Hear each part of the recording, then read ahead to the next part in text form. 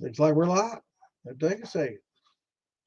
Now, YouTube will be sending me a notification here in just a minute. Let's see what's going on with that. Hope everybody's having a good weekend. Good to see y'all. Expect some new people coming in. We had shit show last night. We had quite a few people ask us some questions and invite them to come on over here and ask them here tonight if there's at YouTube info. So you know the drill. Let me get my link and share it. And what have I done here? Oh, what have I done? Okay, here it goes. Damn. This is a lot to do every time, man. There's pretty technical operating all this. These programs, everything. What's going on? First drum is bubbling away nicely. That's good to hear, man. All right, let me share these links and we can talk about that. That's what we like to hear. Success stories and failures, because we can learn from those. So don't be afraid to admit your failures and talk about them, because that's how we learn, is by mistakes. That's how I learned. I sure made a lot of them.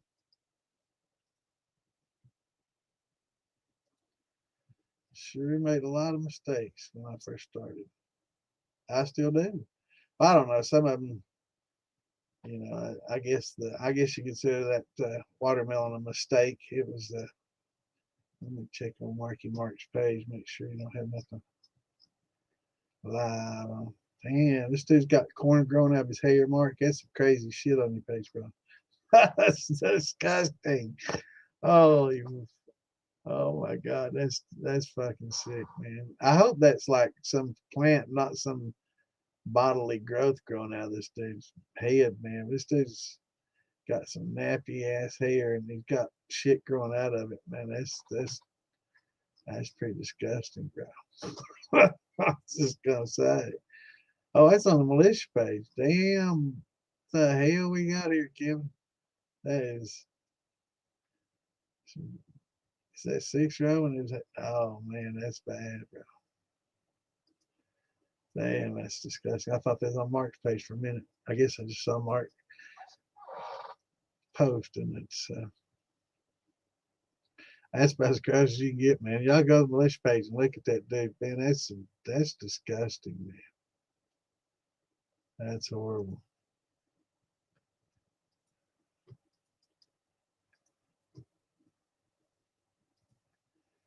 Horrible, man. That's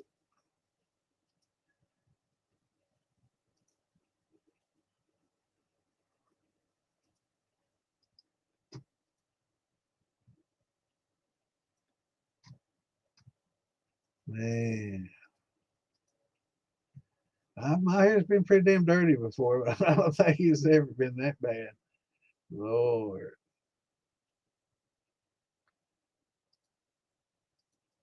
I like posting these links. When I do, I see some interesting stuff on all these pages.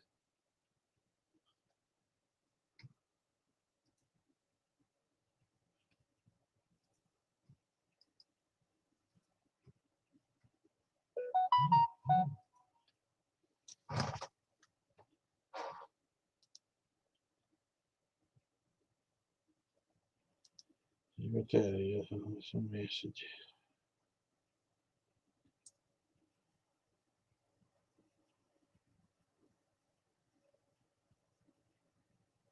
Oh,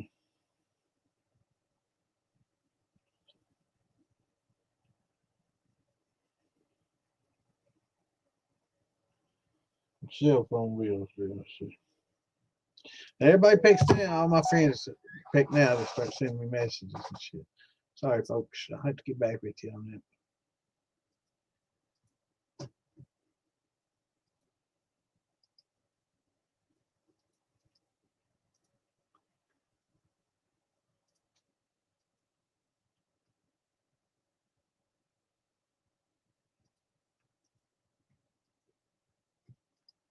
And a few more to share. So I'm starting out behind it. I have to do this every damn week. Just start out behind. It never catches up.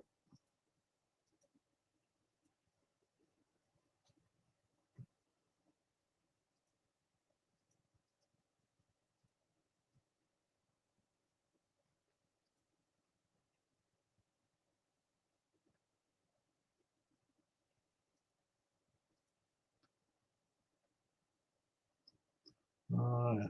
Mark's got a live going, so we'll wait till he's done to post there.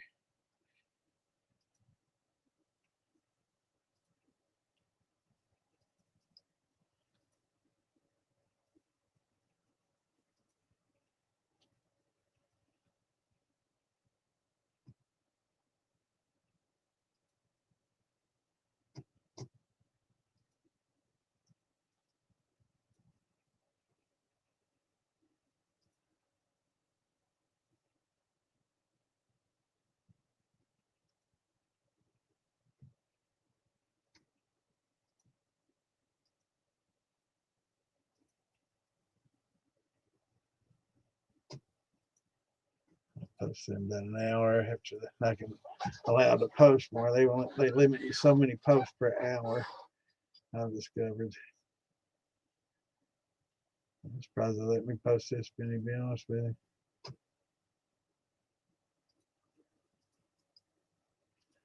I would say that was my last one, I guess.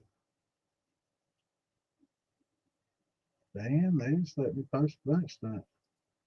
Maybe they've catched on. Maybe they realize, hey, it's a pretty good podcast. We should let him post share as many of those as he wants to. Facebook would never do that for me, would they? Damn, they let me know. Shit. Maybe they listened to it and said, hey, this ain't so bad. Maybe we should let this fella post all he wants. You reckon? Facebook would think that about a moonshine podcast? I don't know. We'll see. But that's crazy though, man. Now go to the militia page and look at that, man. It's towards the top. Kevin posted it. That's 6-row barley growing that dude's head, I believe. Jeez, Pete, that's nasty, nasty. All right, here we go.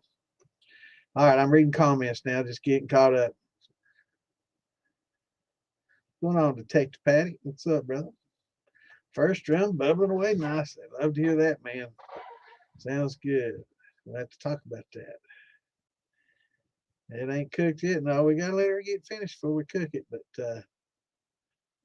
that it's bubbling away is good. Hopefully, you got your hydrometer and got your starting gravity pretty good and tight. Don't expect it to finish out dry unless you put glucoamylase in there that we talk about. A lot of times that molasses has a lot of what's called limit dextrins in there, and they don't yeast can't consume them unless you break them down a little further. They're oligosaccharides, meaning they're between 3 and 12 molecules long. Those little too complex, not simple enough for a yeast to eat, but they're easily converted with a little glucose, and that'll finish that dry for you if you want to get a good amount of alcohol out of it. If not, it's not the end of the world. But that sounds good, man.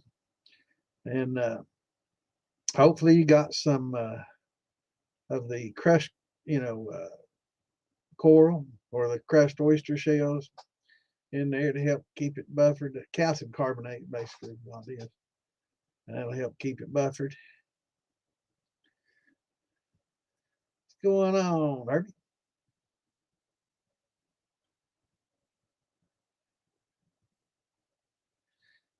Clint's gave with thin mash, apple juice and rye. An old half barrel. Oh, that sounds good. Corn, rye, oats, and barley. Sounds good.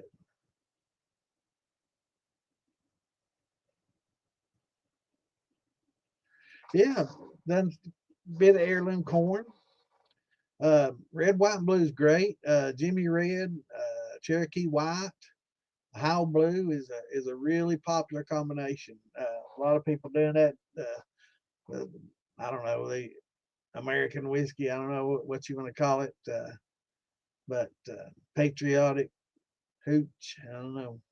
But yeah, man, it's pretty popular, and it's a good combination because they each bring a uniqueness, right? You know, the red with their oils and their grungy, and the white with their sweet and clean, and the blue with a sweet and grassy. You know, it's a pretty good combo. What's going on, Scott? Good to see you're on time, brother. I don't know, tardy today, huh? Good to see everybody in here. Yes, sir. Life is beautiful, man. Let's hope 2026 brings in a good year for everybody.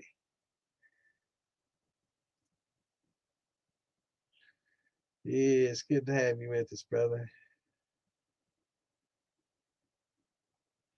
Yeah, you know, most of the people don't listen to the show live. I've talked about this before. You know, we got maybe 8%. I've done the numbers. It's about 8% of the people that listen to it live. So, you know, we may get 20, 30, you know, 50 listening to it, you know, at one point during the live stream, and some people tune in and listen to it a little bit and then, you know, catch it later. But got a lot of second views, a lot of people that watch, you know, watch a little bit of it and say, oh, I'll have to catch the rest of this later. But yeah, we get you know, 700,000-800,000, you know, views over the next few days, right? So it's a small percentage listen to it live. You know, I'm kind of glad in a way, because if we had 1,000 listen live and 1,000 questions live, man, shit, I don't. We'd be here tomorrow answering questions with me. So hopefully we ask everybody asks a lot of the same questions. So hopefully a lot of the questions get asked will answer it for a lot of other people. And I think that's why they listen to it a lot, because they get, you know, get those same questions asked again and again. It reinforces it, and it, you know, keep hearing it enough, you know, a lot of the same things, you know, it kind of imprints, you know, and it's easier to remember. So hopefully everybody can get their questions asked if somebody's asking them for you, right? Yeah, I wouldn't recommend heirloom corn for somebody that's just starting out. You know, it can get pretty expensive. Clint's right. You know, it's you know, you can get, you know, yellow dent, you know, for big 50-pound bag for what, $8, $8 to $12, depending on where you buy it. Maybe even cheaper if you get it off a farmer, if you buy a little more volume. So it's cheap as dirt, you know. Well, actually cheaper than dirt, you know. I don't know if you can get 50 pounds of dirt for $8 anymore. Uh, Actually, I don't think you can. Now that I mention it, it's a little bit more expensive than that, ain't it? So it's cheaper than dirt. Damn. Uh, that's crazy to think of it that way, man. I've never really thought of it that way, but hell yeah. You know, that cracked corn, that corn cheaper than freaking dirt that's planted in. That's crazy. But yeah, thank God, you know, that we have a, you know, a lot of corn, and, you know, the Midwest producing corn, and the Central Plains making that wheat and corn for us. Hell yeah. Feed the world. Feed our heads too, a little alcohol. Yeah, heirlooms can get pretty expensive.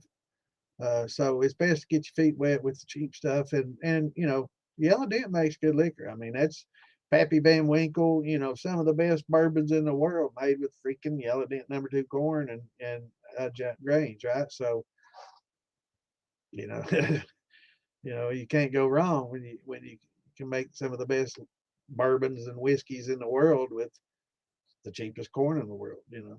So that's food for thought, man. It's definitely a lot cheaper, and definitely the way you want to get your feet wet. But once you do, and you want to get some variety, absolutely, you know, trying some heirlooms and some combination of heirlooms. You know, Alan Bishop, he's going to be with us.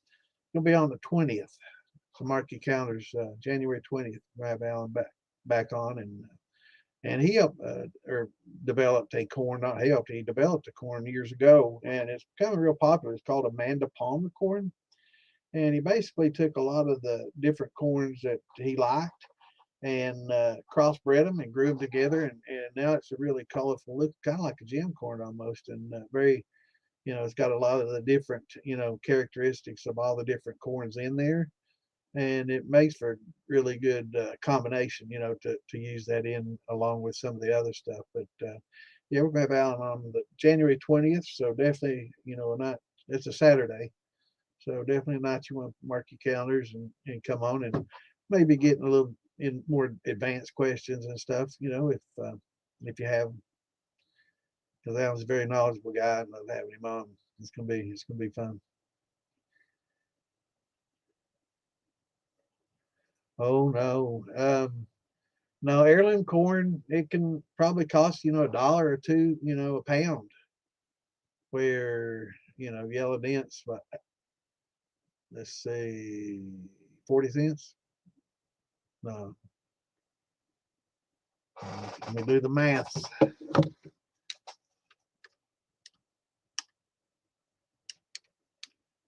16 cents a pound for yellow dent when you're getting it for $8. Well, let's see. 16 times 50 is 8. Yeah. So if you're getting it for $8, a 50-pound bag, and I think that's what Bucky's has it for, and a few others, you get it from farmers cheaper. And I think Tractor Supply is close to 12. So let's just figure on 12. That's 24 cents a pound. So it's 1/10 the cost. It's considerably cheaper and very effective. It makes a good corn again. If you got a thumper, a infuser, use that yellow dent and use our conversion method that we talk about with high temp amylase, your gluco, and then follow up with some cream corn or some sweet corn, pureed up and put in your thumper or your infusers, and it'll give a real good sweet corn flavor and can't beat it, man. It's just, but yeah, the red, white, and blue corn, and they got some truckers corn, lots of different corns out there that have unique flavors and really good. Once you get established and get pretty good at it, then getting into those is a lot of fun. And trying to bring different characteristics forward. That's when you really get into some artisanal, uh, blends and stuff. And that's something you don't see a lot of the big distilleries doing because they really just it's hard for them to afford. And I say 24 cents, 16 to 24 cents, per pound. That's just small 50-pound bag. If you're buying it by the truckload, it's pennies a pound. It's dirt cheaper than dirt, literally. And so they're getting it for next to nothing, and they can make really good liquor out of that with their adjunct grains and their methods. So they're not going to change that because it's really keeps their costs down and the volume up. Now, there will be some changes coming. We've seen in the news lately some distilleries cutting back. Uh, so, and some closing for a year to retool they've been ramping up production for the last 15, 20 years. Now, all of a sudden, the demand softened a little bit. Some people scream tariffs, but it's mostly just the softening in demand.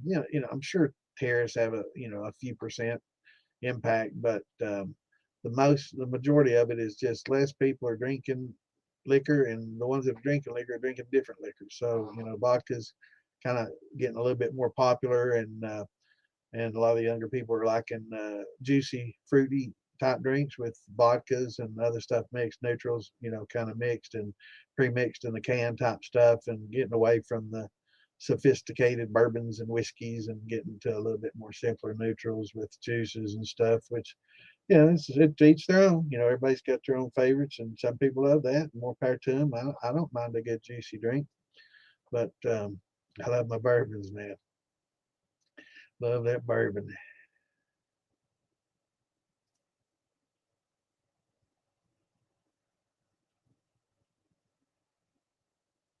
Yep. 7 Central, 8 East. What's going on, DJ? Good to see you, brother.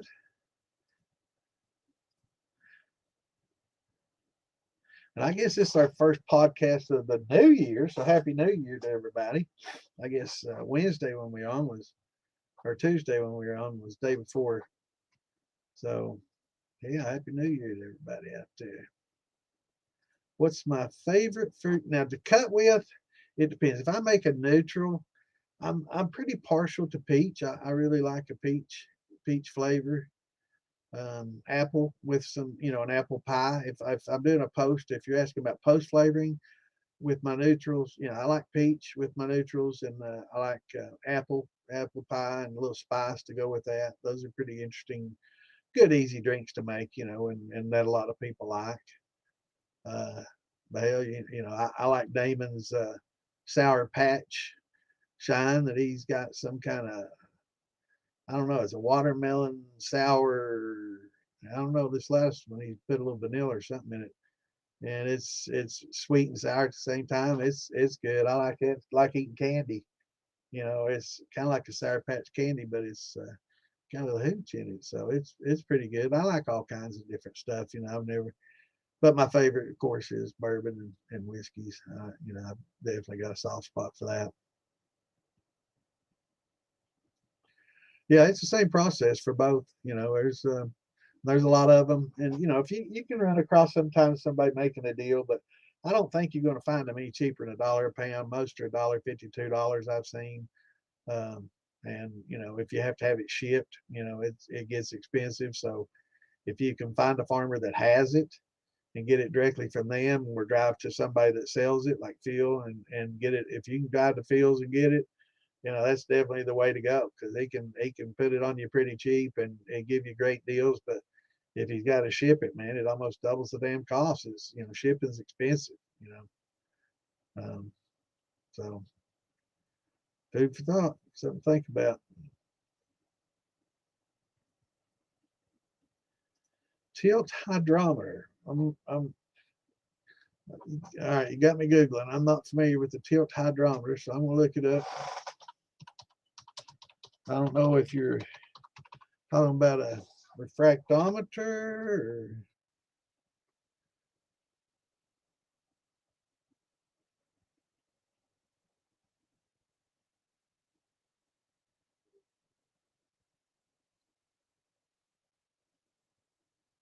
Hmm. Oh, is Tilt a brand name?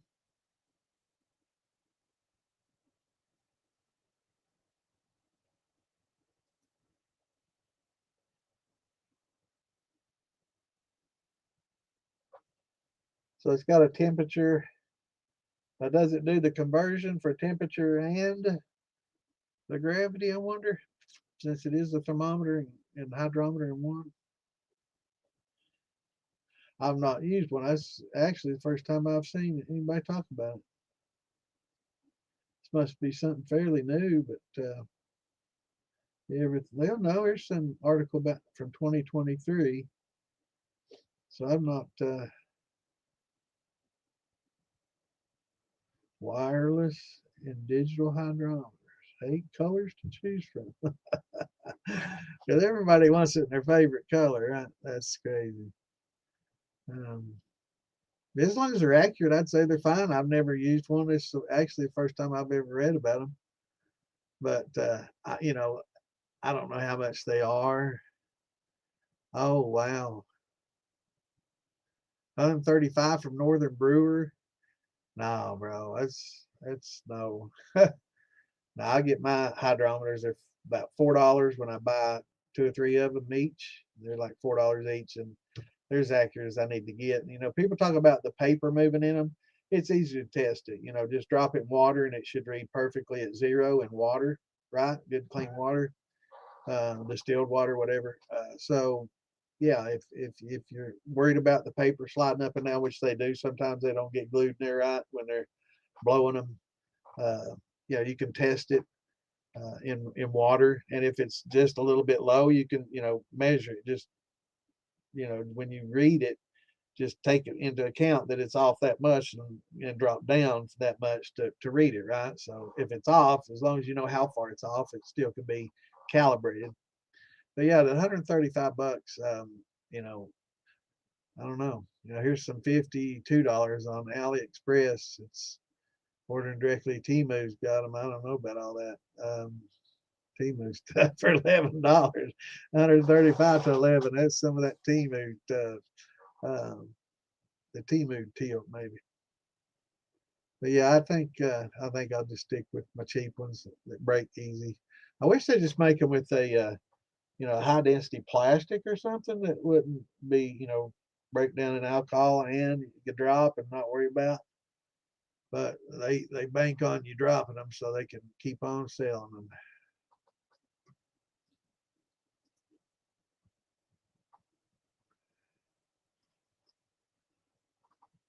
I think old Mark's done with his live.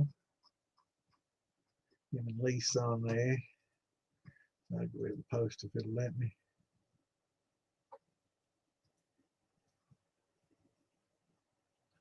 And well, that's good.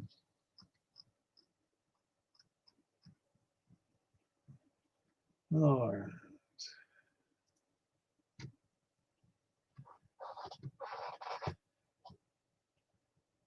Yeah, I think the tilt's a little expensive for my blood, bro. But I mean, as long as you're using one, it's fine. But I'll be honest with you, a good old glass hydrometer, accurate as you need it to be, and proofing hydrometer and triple scale, both just as accurate as you need to be. I mean, you can test it, right? You can test it in known standards, and compare them to each other and make sure. And you can do your temperature conversions.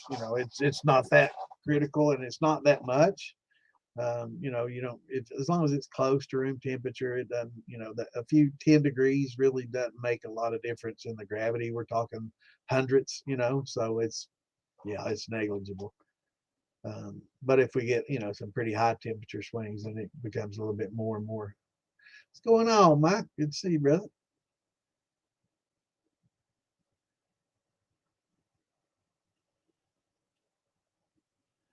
Damn, I'd hate to, they steal that, man. I'd be getting it back.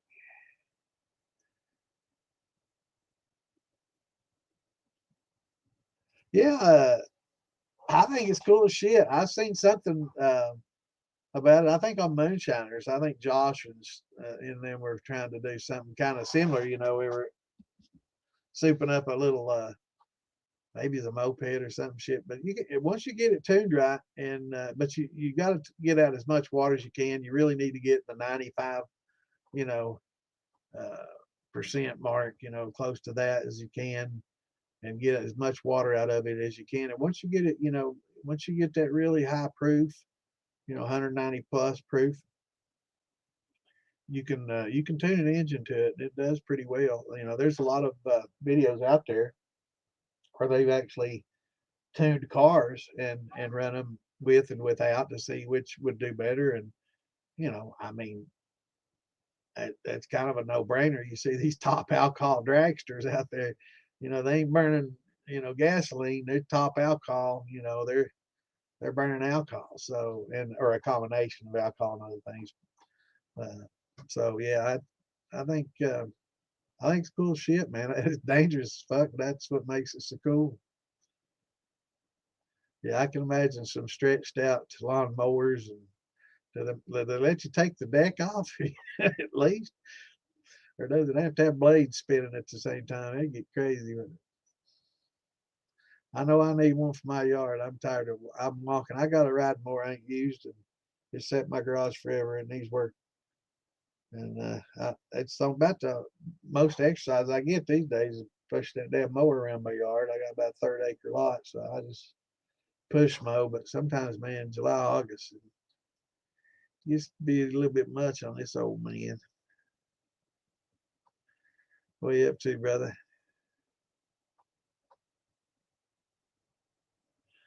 Hell yeah, hit that like button. Appreciate it, brother.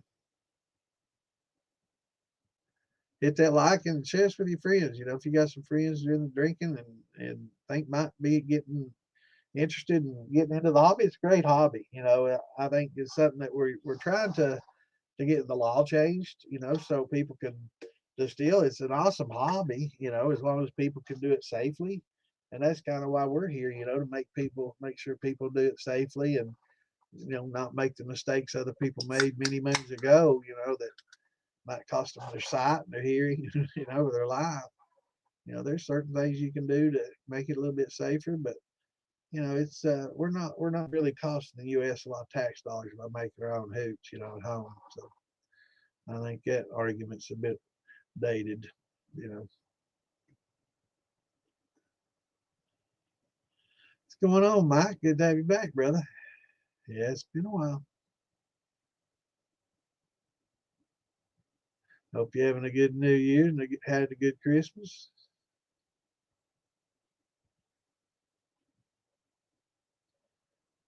Yeah, you have to adjust your timing and your carb and your jets. Yeah, you can make it run like a scalded bitch with the right combination of air and alcohol if it's good and high proof.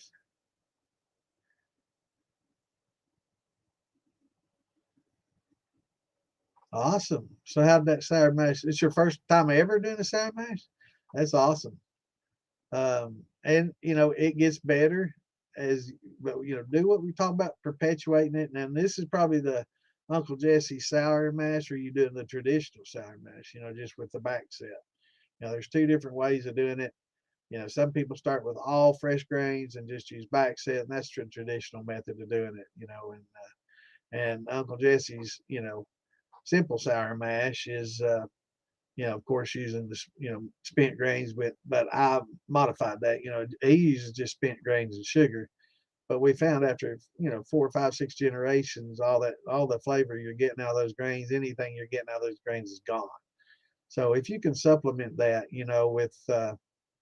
with a little bit of fresh grains each time, you can, and maybe 10%. You can take 10% out, put fresh 10% in, and just keep perpetuating it and kind of get in the middle. It's kind of a combination of the two, but it's something that you can keep going, and you don't have to start over every 5 generations or 6, like Uncle Jesse's.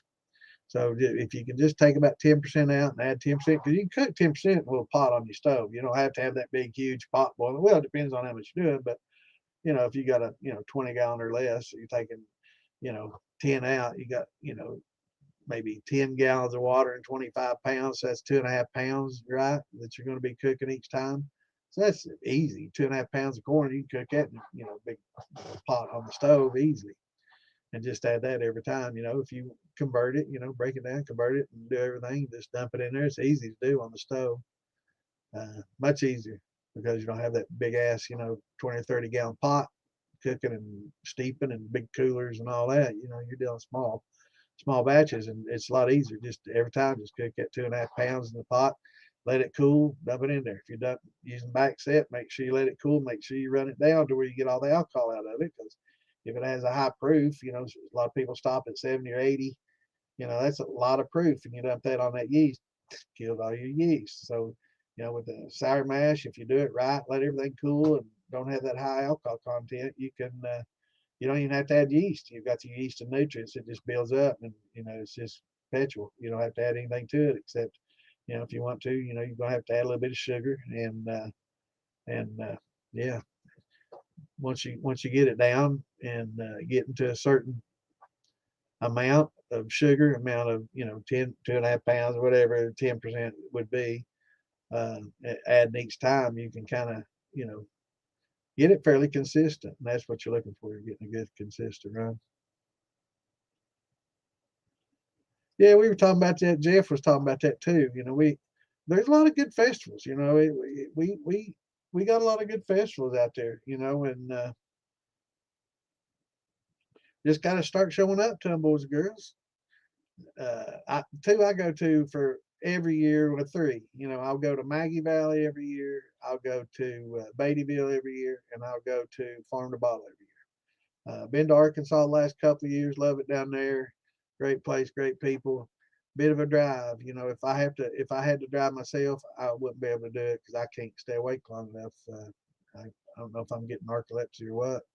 you might see me fall asleep here on the podcast one night. You never know, but yeah, I can't. After a couple hours on the driving, I'm falling asleep at the wheel. So I got to be real careful on how far I drive. So I'd have to have somebody with me or driving, or I'd have to fly.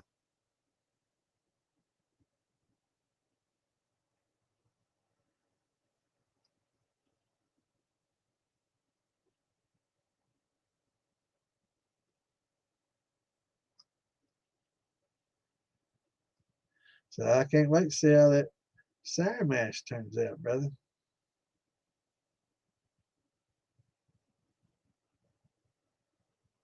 What's up, JJ? What's up, KP? Good to see y'all. Hope y'all having a good weekend. Good to see all my brothers in here.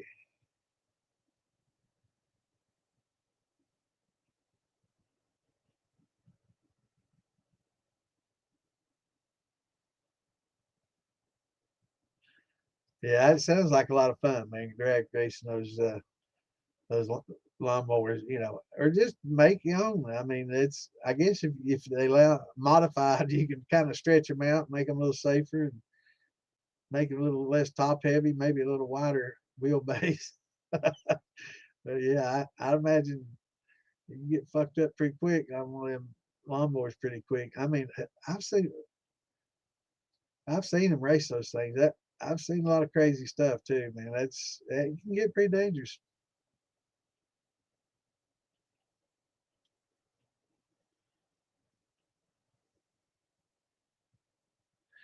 Yeah, it reminds me of a story when I was living in Florida. There was a bunch of people that bring their four-wheel drives down on the beach, and they had these big Baja tires, balloon tires, and stuff, and they'd go through these sand dunes and kicking up the sand and everything. And I was in a Wagoneer, old Jeep Wagoneer, 70, maybe a 78, 79 model, 81, something like that. It's about 83, and I was about a 78, 79 model. That was. I've had a couple, few of them. I wished I still had one, man. Them damn things, $100,000 now. You seen the new ones?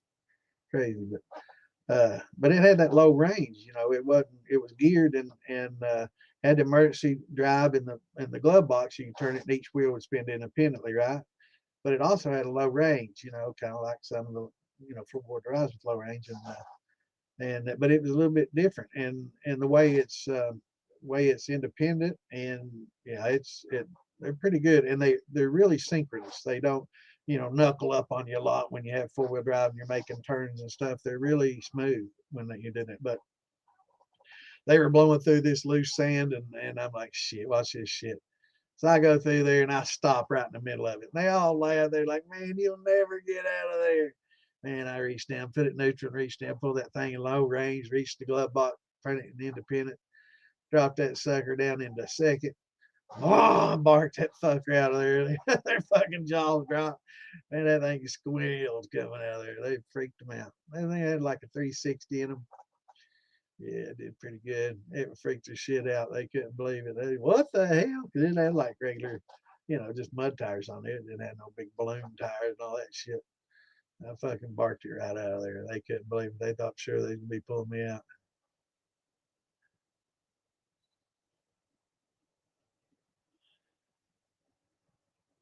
Yes, you can. Yeah, just rinse them out, and if you worry about bacteria buildup, just boil them. At the same time you're boiling your water for anything else, just throw that little pouch in there and boil it up, and clean it up a little bit if you need to, and or just boil it after each use and rinse them. I just rinse mine after each use, and when I'm ready to boil water for my next mash, I just throw that in there and let it sit while I boil the water up, and then take it out, throw it in the bucket, and then then you want to do what? You want to pH your water down. A lot of people don't pH their water down before they start doing their conversions, and it really helps.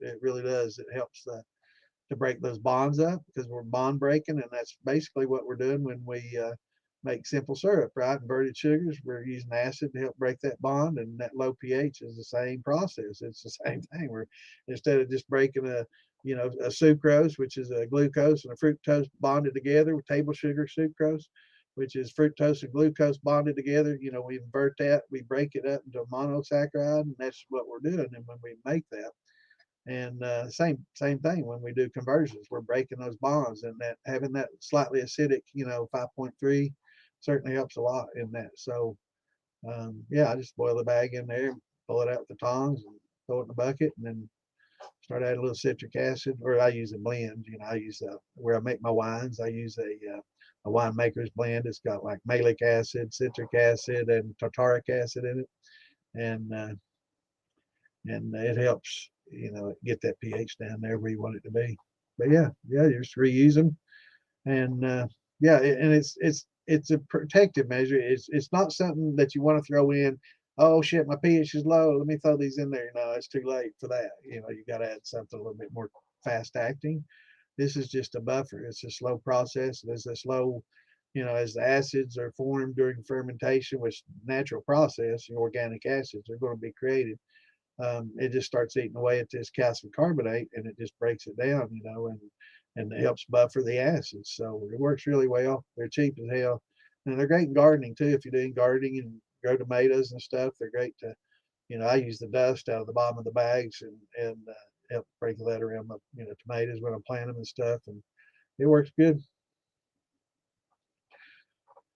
$33, 50 pound of Jimmy Red, and 67 for Hickory King. That's a damn good price, bro. And did you get that from the farmer? Yeah, that's a good deal, man. Yeah, most people for Jimmy Red, it's at least you know, $50, $75 minimum for most resellers. Now for farmers, yeah, you can get a pretty good deal. Or, you know, if you get Philby, there's somebody that doesn't have to, you know, ship them to you, but if you can get it without the shipping, you can get a pretty good deal on it. But yeah, it's a good deal.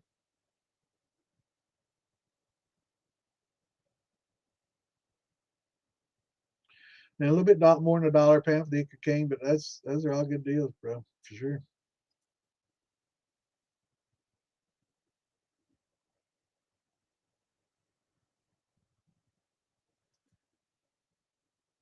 Yeah, it is fairly standard. You know, they've got it down where, you know, varying.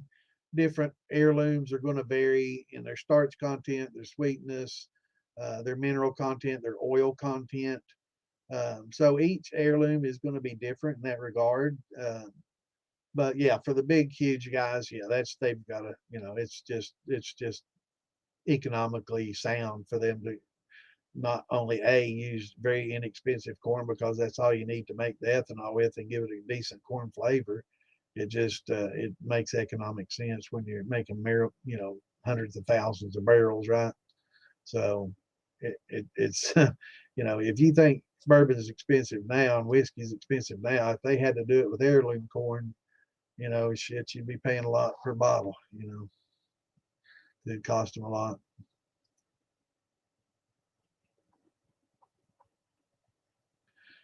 Yeah, yeah, yeah. They boycotted, and that's fine. You know, it'll come back. But you know, for every dollar we lose on them not buying our liquor, we're gaining 10 on everything else. So you know, it's kind of a trade off. You know, and somebody's got to end up paying, you know, the brunt of it. And unfortunately, the booze industry got, you know, but it's tax enough, and yeah, it'll get straightened out once they straighten up, you know, and start doing fair trade practices. You know, that's a small price to pay, I think. But I don't want to get too political. I always do grains, rum, or agave. Hell yeah. First ever and only sugar wash using organic cane sugar for something neutral. That's awesome. Yeah, make sure you put you know, oyster shells in there, and you know, rum is kind of a sugar wash. Basically, agave is a sugar wash. It's just a different, you know, source. Um, but grain, you know, it's a little bit different. But yeah, rums, you know, most of your rums with the molasses and you know, it's just a different form of, you know, sugar. You know, a different refinement of sugar. Agave is just, you know, basically sugar from a different plant. But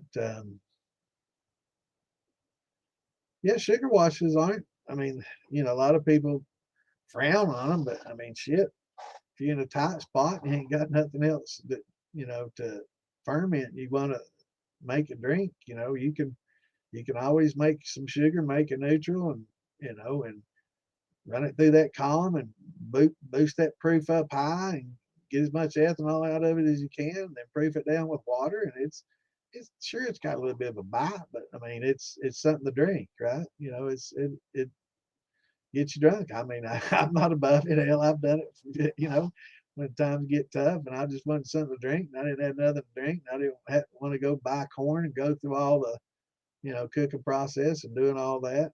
yeah, I've made quite a bit of sugar wash, and I did a lot of thin mash. It's basically a sugar wash with cornmeal in it. And for flavoring, because it wasn't getting converted or anything. It was just there for flavoring, and it's hell, I'm not too proud. I drank a lot of that.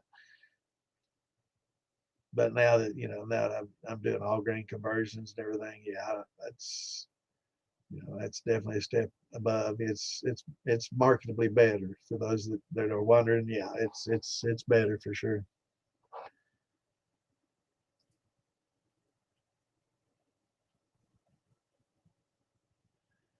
All right, Clint said that.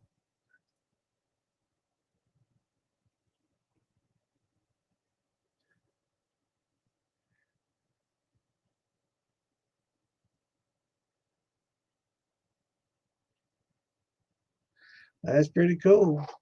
I just like my little cheap $4 float. That tells me all I need to know. Yeah, yeah, it gets expensive, brother, for sure. It adds a lot of cost to it. Just go see Phil Billy over here. If you're in Ohio, yeah, man, just go see Phil. He can hook you up, especially if you're getting a bunch. He can make you good deals, bro.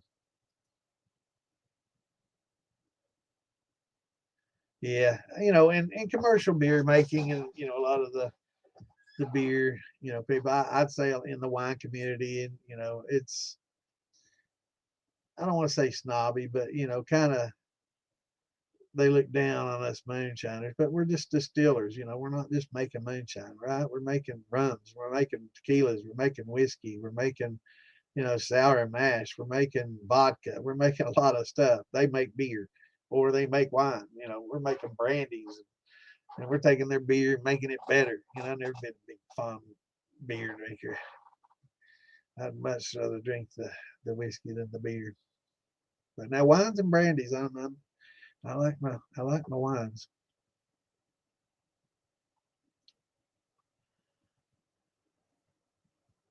Yeah, I saw they were wireless and stuff. That's pretty cool.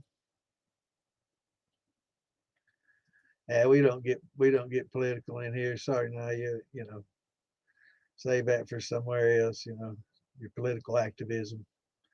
Don't come in a moonshine group with that. We don't care. And maybe if they quit sending their drugs over here and killing our people, we wouldn't have to do that. How about that?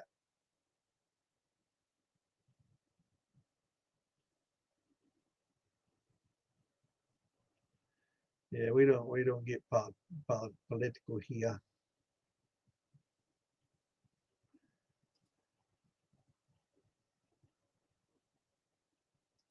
In fact,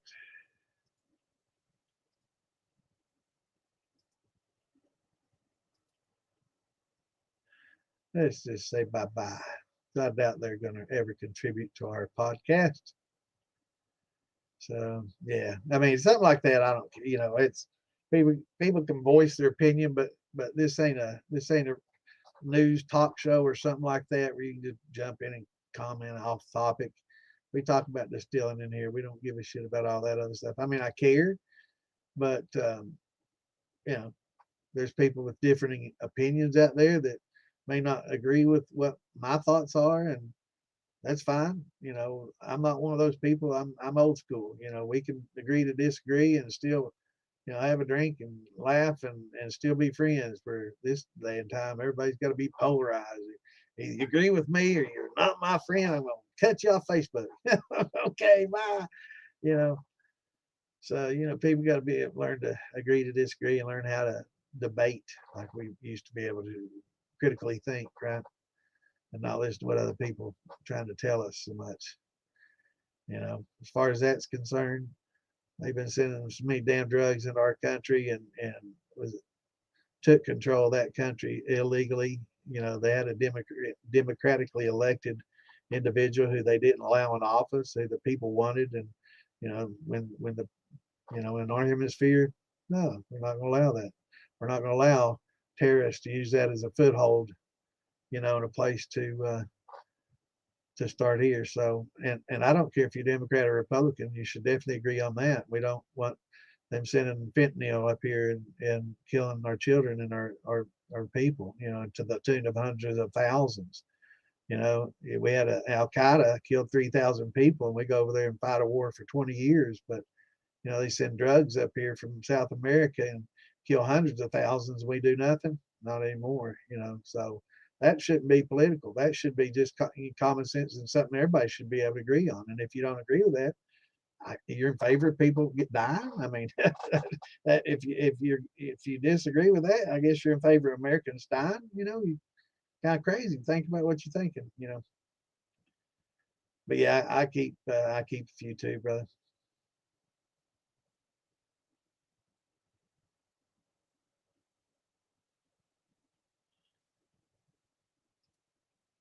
$4 a piece. I think that's what I paid for the last ones. I got $4 each, free shipping. Yeah.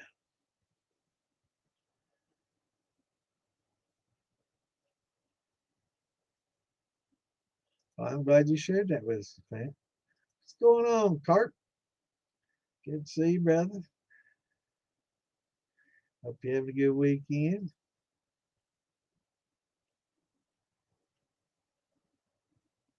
Yeah, like I say, with the winemakers, oxidation's an important thing, and there's certain times that they want to introduce, oxidation for um, reactive purposes, and when they degas and do things like that. So, but they want to control when they do the oxidation. So I can see, in a closed fermentation or something like that. But at the same time, I think they've also got little, you know, uh, valves on the side. They can just dump a cylinder full without really getting much oxygen in there. But yeah, I can see them, especially on big, huge vats and stuff, and larger commercial outfits. But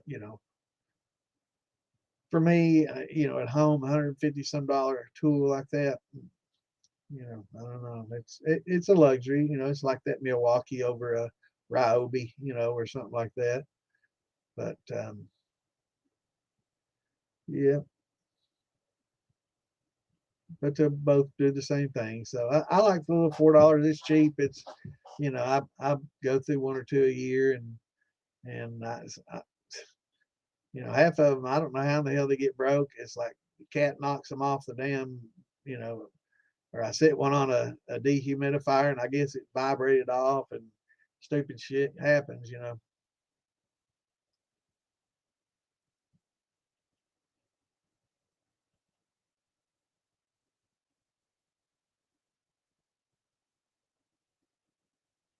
Oh, you fine, Mike. Don't worry about it. And it ain't a us versus them thing, man. If you don't agree with that, you think it's okay I mean, if you think about it, that's chemical warfare on the American people. They're sending, tainted drugs that are killing people, and that's chemical warfare. I don't know how you view it, but that's what it is, right? So I'm behind. I'm getting political. I don't even do that. What's going on, Mark? Shadow. What's up, brother?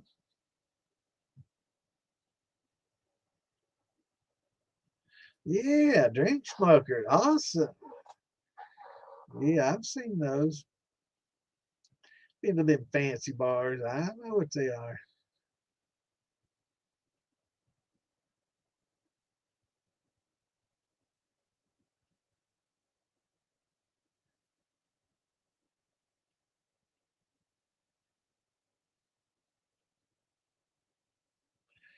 Yeah, I need to get me one of those, man. I tell you what, I've been pushing my damn mower too long. I'm getting too old for that. And I'm getting behind. Damn, I see that and it's like, man, I talked about that 20 minutes ago. What's going on, Brian? Good to see you, brother.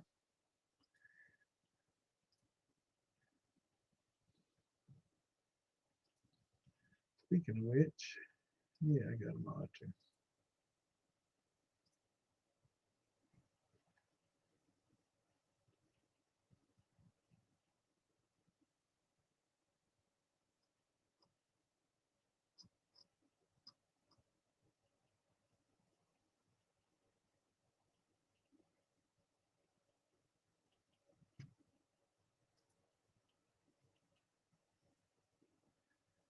What's going on, Curtis? Good to see you, brother. Oh, traditional. That's cool. Well, that's good. It's different than the traditional way. That's for sure. It's not quite as hot. It's not quite as efficient, maybe, as far as cost wise. That's pretty good. You definitely getting the most out of your grains when you do it the USJJM method. But UJSSN. But yeah, it's got a bit more hot. We're using more sugar.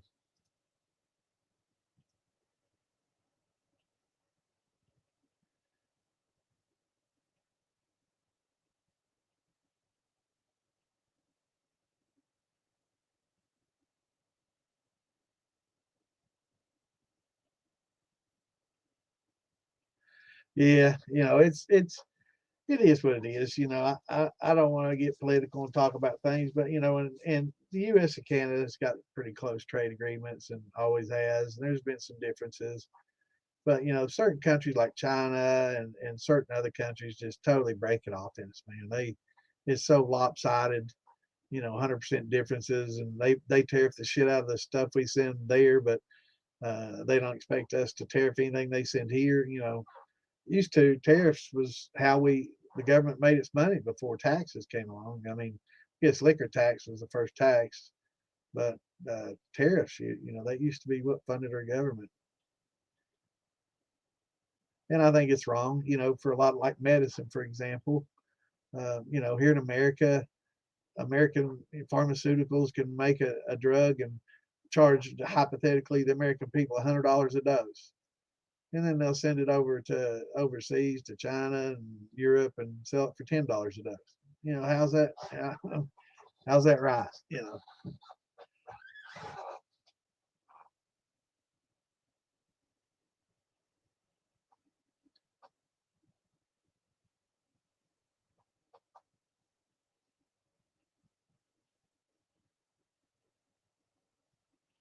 Yeah, I might be a little bit late, but better late than never. I definitely need it. Saturday, boys. Well, it's about halfway through, man. Damn, made a whole hour. It's definitely time for shot.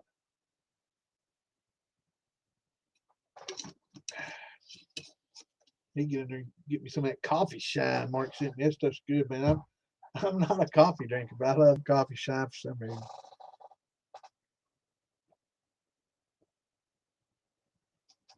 Mark Morgan makes some good coffee shine and other shines, but I like it coffee. For somebody not a coffee drinker, I probably drink 10 cups in my life. But that coffee shine, I like the it's got the coffee flavor without the bitter, and it's of course got that alcohol in there.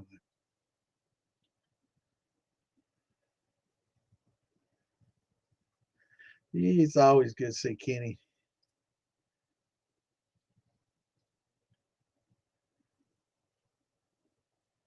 Yeah, Crown's always it's been a little bit sweet. My ex liked Crown, and I like getting them little blue bags, and always kept my weed and shit. But yeah, it's always been a little bit on the sweeter side for me.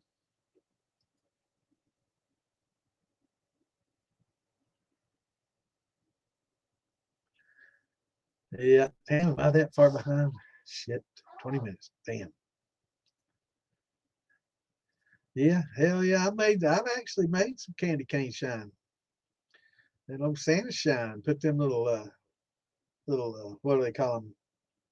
Little cinnamons and spearmint candy canes in there. Hell yeah. Run it through a coffee filter after you do it. Get all them little floaties out of there. Pretty good, actually. I like it.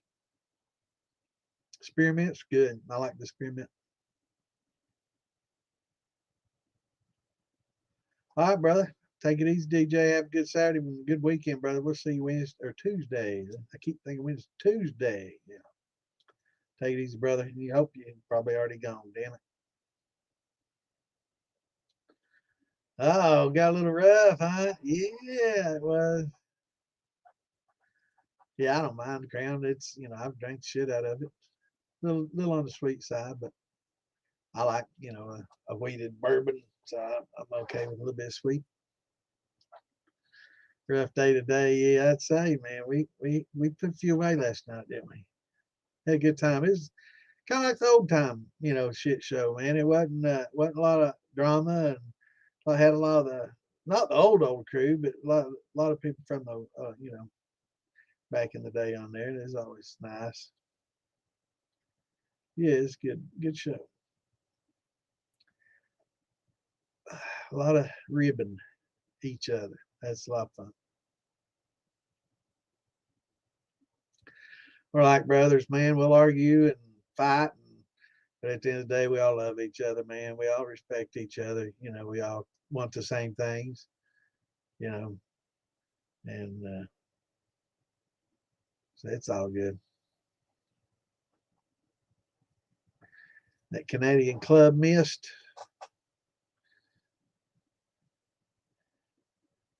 Tums, that's good. Yeah, that'll work. But yeah, you get this crushed oyster shells. It's got a little bit of coral in there too. It's all calcium carbonate. It's fine. Um, yeah, that and some of that diatomaceous earth.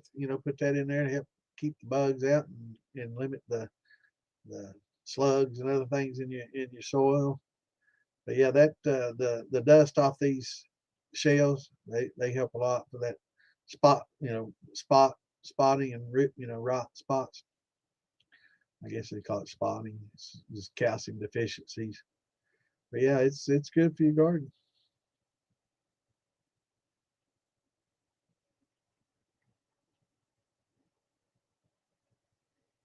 Yeah, Canadian Club. It's,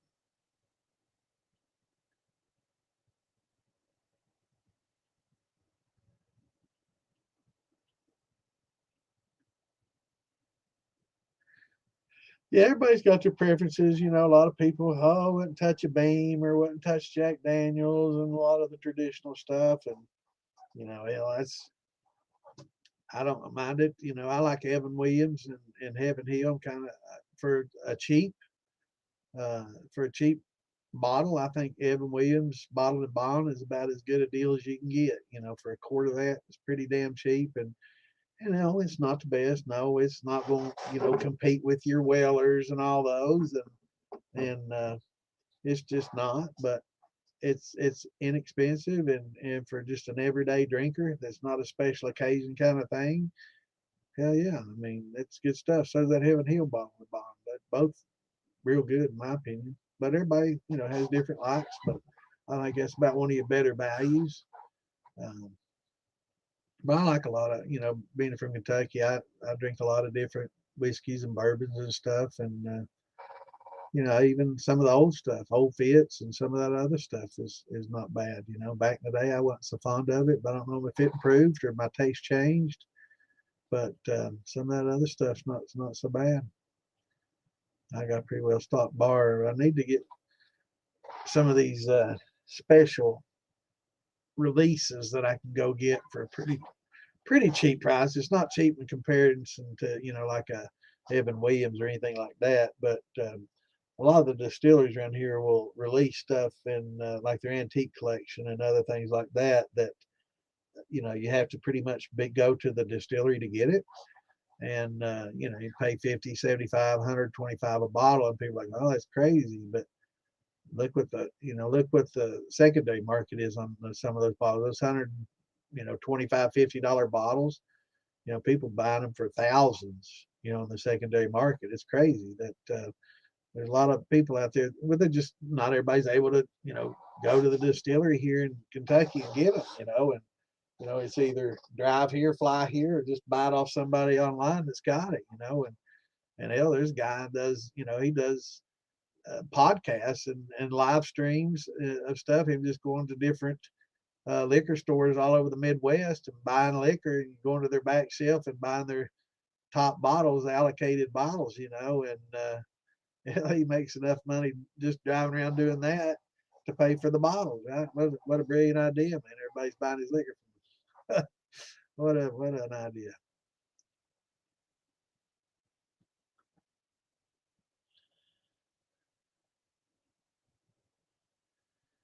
Yeah, Jack and Coke, it's once you mix the Coke in there, it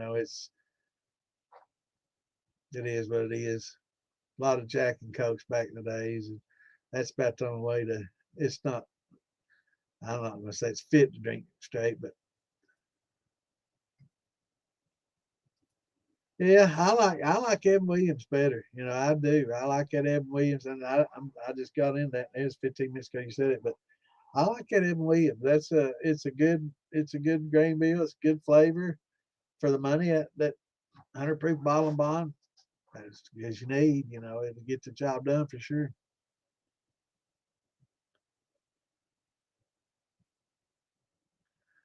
Yeah, it is what it is. Starner's not. I'm trying to think of what his name is. I'm thinking of England. I can't remember what his name is. I try to.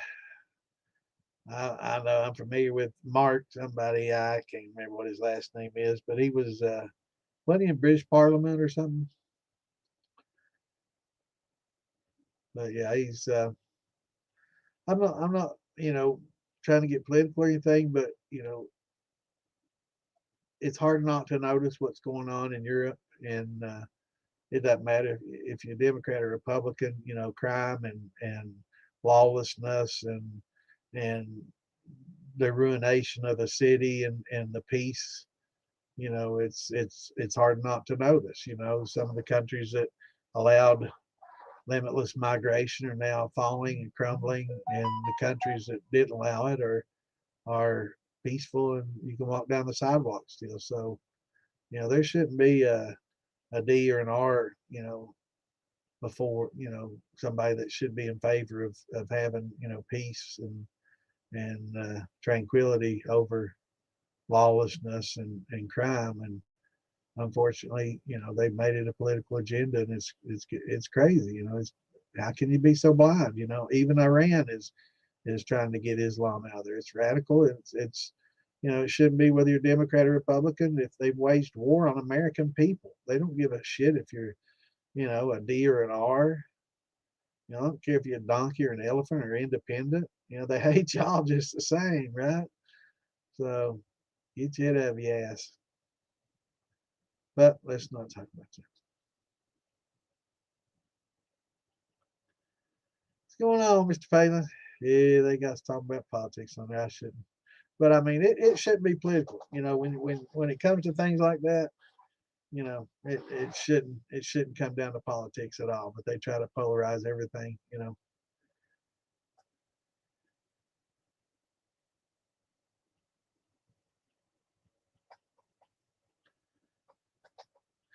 Yeah, I remember Mike being an effort. Yeah, man, I'm an arrowhead collector. Got some old stuff. Yeah, I've had some pretty bottom shelf stuff too, man. I went down to Mexico and spent some time down in Mexico and had some bottom shelf tequila. Talk about rock gut, man.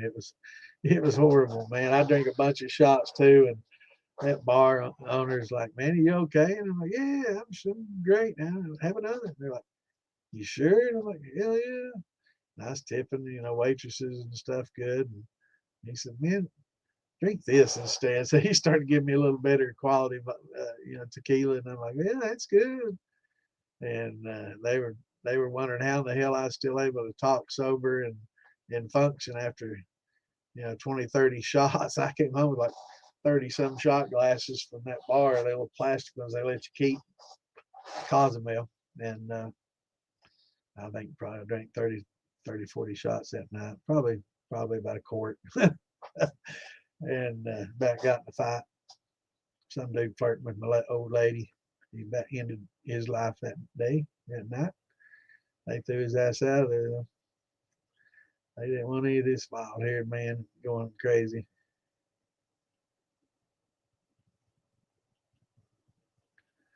I got you. I got you. I tell you what, women a lot of times prefer just a neutral with something, like a juice, and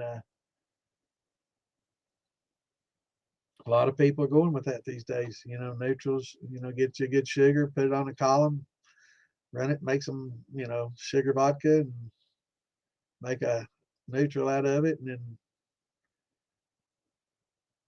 proof it down, mix it with some juice.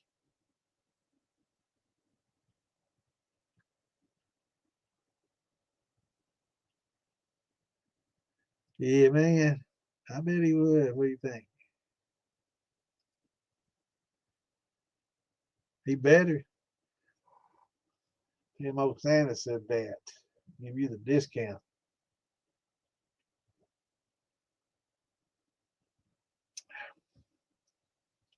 A single malt.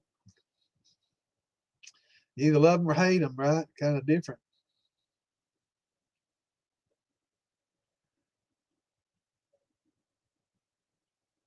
Yeah, we used to drink a lot of Jägermeister in the day. Awesome. What you got going, brother? Oh, Naya made even more comments. I'm just getting to those. Hell, I'm about that bander. Whoever. Yeah, we don't need that shit around here. Anybody that comes in and talks about stuff like that in the podcast, totally unrelated. I hate banning people and I hate taking people's voice away and censoring, but I'm also not going to be trolled anymore. So, and those are the people that, if you disagree, they start reporting you, mass reporting you, and getting your shit taken off Facebook and stuff. So we don't need that crap. We've been dealing with a little bit of that lately, and yeah, we don't need that. That's why we really, Clint and I need to let everybody know, when it comes to our conversations, we need to keep it pretty much. We'll just stray a little bit and talk about politics, but we got to eliminate any kind of racism. Like about a month ago, we had somebody coming in using the N word and all that. We can't control that, but we can take care of it. We do. We'll ban them out. We don't condone that thought, that kind of speech at all in here. Drugs, when it comes to how to synthesize or make or what goes into the chemistry of it, no. So try to keep it on topic. Every once in a while, we'll stray a little bit. That's the beauty of what we do off the cuff, But yeah, let's try to keep it, Facebook and YouTube friendly. Um, Philbilly had somebody reported something supposedly that was said on the 23rd and about drugs, and he's like, I don't even know if I posted on the 23rd, and so I don't know if it's something somebody commented on the post that he made on the 23rd, or something that was said in here on the 22nd, because that was the night that we had a bunch of people dropping the M bomb and using the N word a lot, and but that they wouldn't have said that drugs if that was the reason. I can see AI maybe picking that up, but I deleted it, so their post was gone. But you can't, Facebook can't allow people to sabotage the live stream by coming in making those comments and then turning right around and reporting it and getting it taken down. No, they got to fix that policy. Or they're going to get their ass sued more, right? They've already had to settle with Trump and other people for many millions of dollars for taking their free speech away. It's you know they let Joe Rogan come on here and talk about drugs and all that shit. We don't. We're just talking about alcohol. So, um,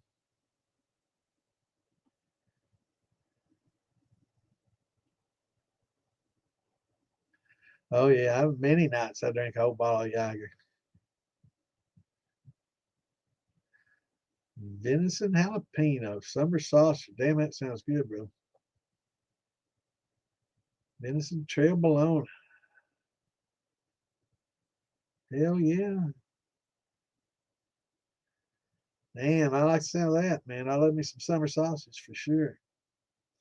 Yeah, I used to get my deer processed when I get them. I take them up in Georgetown, just north here, Fayette. Got a guy up there, Highview, I think Highview Meat. They do a real good job, and I highly recommend them. Pretty expensive, People are like, hey, you pay $300, damn, I understand that. And I'm like, well, they make me burger, they make me summer sausage, they plug all my roast with fat. They do it right, man. So yeah, And I don't take little does in there. I'm taking big deer or big does. You know.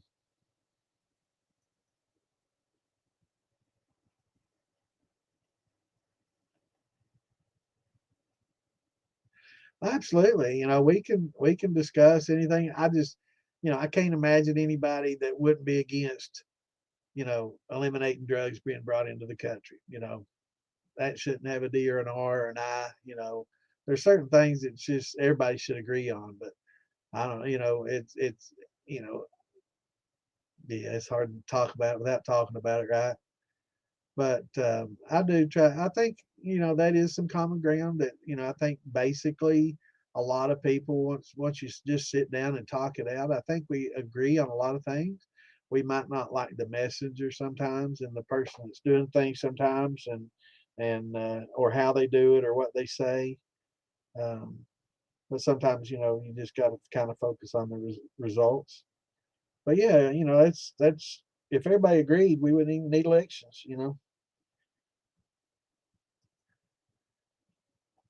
Right. Yeah. And it true. And it's now these days you got to pick between who you like and stick with them. But it's hard to determine the truth. And with AI, hell, it's going to get even tougher.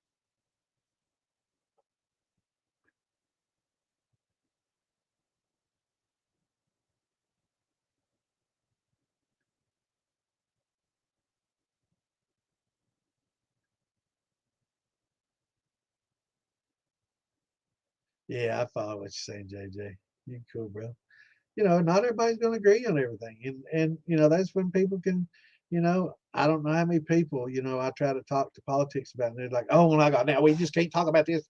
They just want to shut you out, and it's like, well, why can't we talk about it? It's something we used to be able to talk about. Why just be calm and get to the point. Then once you talk about it, they're like, well, I kind of agree with that. Well, okay, we're not so polar after all. And then you start, just using logic and speak logically, and not get all emotional about feelings and stuff. And you know, yeah, yeah. It's we had it straightening up, and then we just pulled out like an idiot, gave up Bagram Air Force Base, and and the way it happened was horrible. Yeah, yeah. I don't want to talk about it.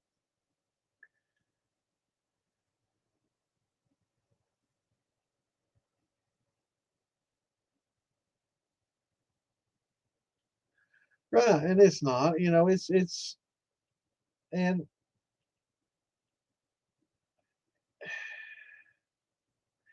I don't want to have all these combos, boys.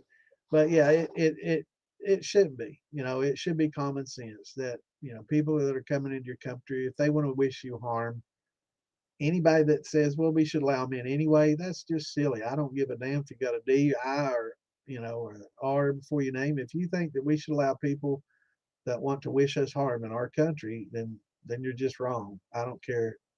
You know, we're not a softer, gentler nation that is accepting everybody and even those people that wish to kill us. I'm sorry that anybody does that. That's just silly.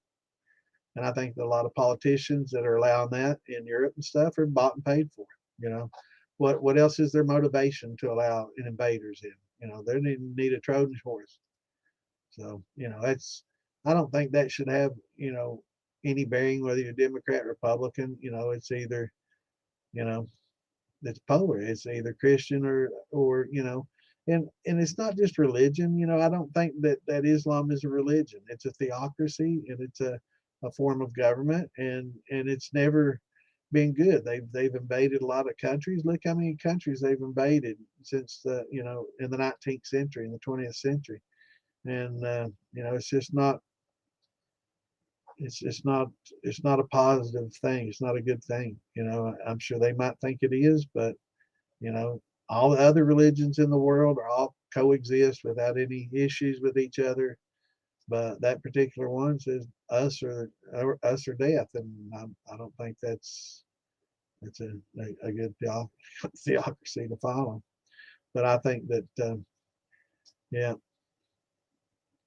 yeah, we don't want to get too much into all that. Yeah, I buy them 3 or 4 at a time. I think the last time I got three is $12 for three of them, $4 a piece. Yeah, that's the way to do it.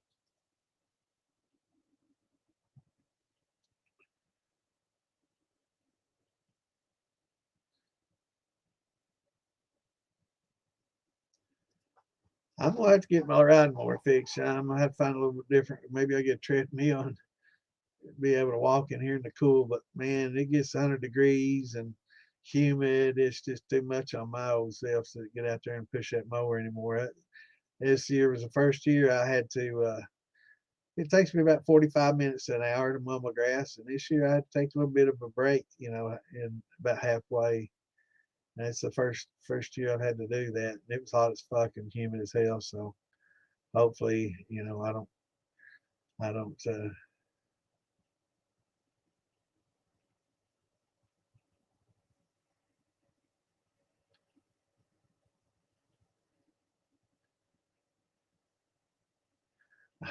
Turtles. That's funny. Yeah, turtle meat's interesting. It's each piece has a little bit different flavor.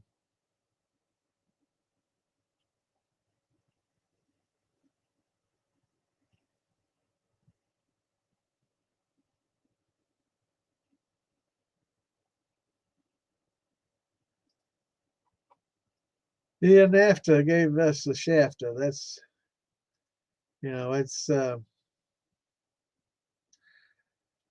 thing about America is we always vote in somebody every 4 years. A lot of countries will have leaders in for their lifetimes or 10, 12 year terms or we change every 4 years and our views can change drastically every 4 years as a result of it. So we're kind of unpredictable in that regard. And agreements prior, you know, uh,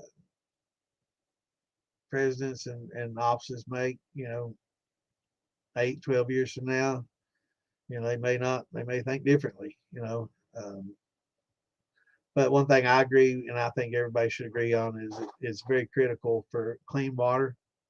And that, but the problem is, most of the pollution that goes into our waters isn't happening in North America.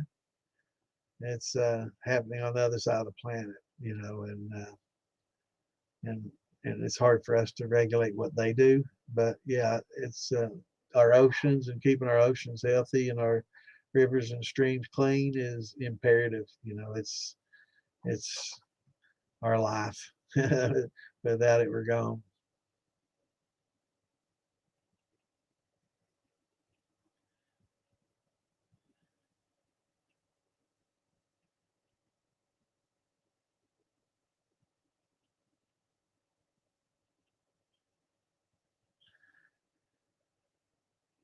I like it. I like candy canes in there, man. I've tried it, a few years back. This is Santa Shine thing, just yeah, and it's actually pretty damn good, especially the spearmint one. Now the cinnamon's okay, but the spearmint ones, the green ones, they're pretty damn good. I like spearmint. It makes it goes real well in the shine.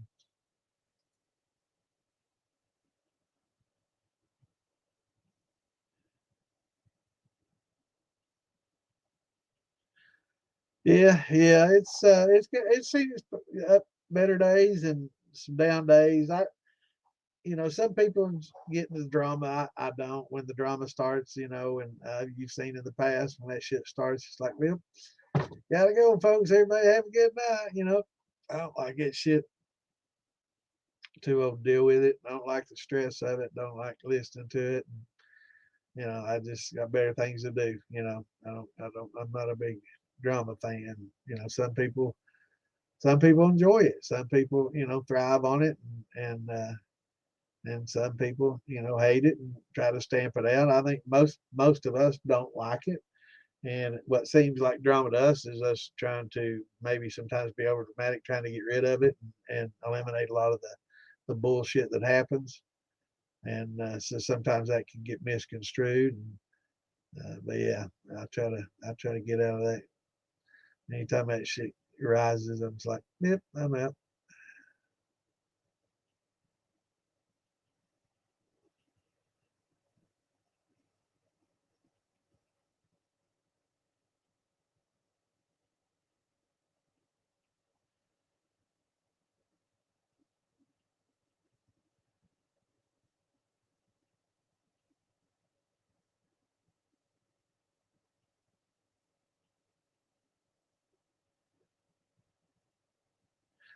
That don't sound like fighting me. Sounds to me like they just fact checking. I mean, sometimes it's easy to get misinformed, and especially in moonshine. Let's get back to the topic, folks. Uh, in moonshine, there's so much disinformation out there that a lot of times, people read it and they think that it's true. They read it, and it's they read it on one of the groups, so it has to be right, right? And there's a lot of misinformation out there. So especially moonshine, there's a lot of misinformation out there.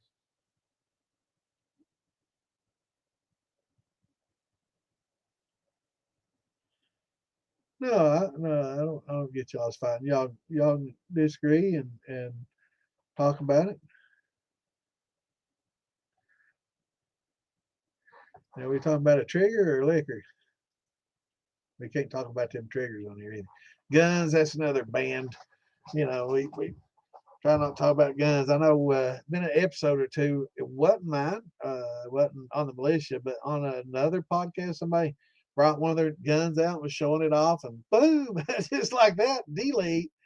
They wasn't putting up with that. And they wasn't shooting or nothing. But you go on there and look. There's all kinds of videos of people shooting that have a million, 2 million, 10 million viewers.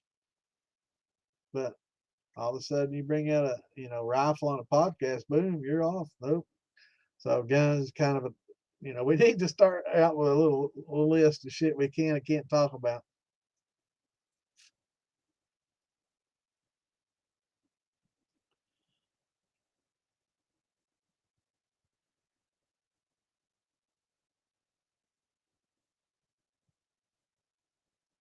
Oh yeah, Kessler. I like Evans. Evans is a Heaven Hill, uh, and I think Heaven Hill makes some really good stuff. It used to not be the best, but they've really upped their game in the last 20 years, man. And it's some of their premium brands. It's some of the best out there.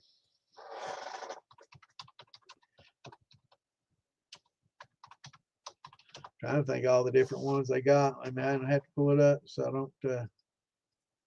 don't get it wrong. But I know that yeah, I'm 21. So there we go. Evan Williams, Elijah Craig. There it is. Elijah Craig's one I was trying to think of. That's a pretty good mid shelf. I would call it a mid shelf. Evan Williams probably close to the bottom shelf. Heaven and Elijah in the middle. Uh, but yeah, they've got some good stuff. That Elijah Craig's pretty good stuff. And Old Fitzgerald, I was talking about earlier. Good stuff. Yep, they got some pretty good offerings, man.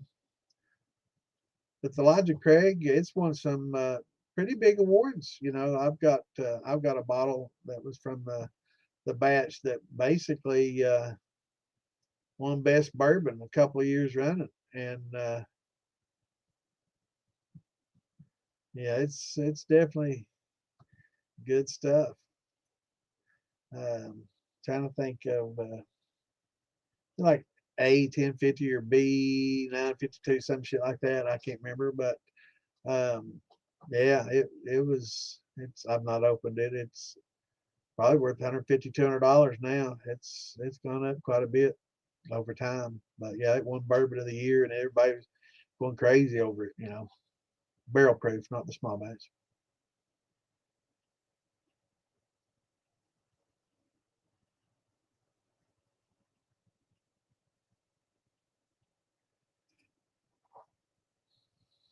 Yeah, Elijah Craig's good. Good stuff, man. Evan Williams, Elijah Craig's damn good. It's funny that I just mentioned that. You said it 20 minutes ago, and here I just scrolled down to that, Mark. That's crazy, isn't it? But yeah, Elijah's good stuff.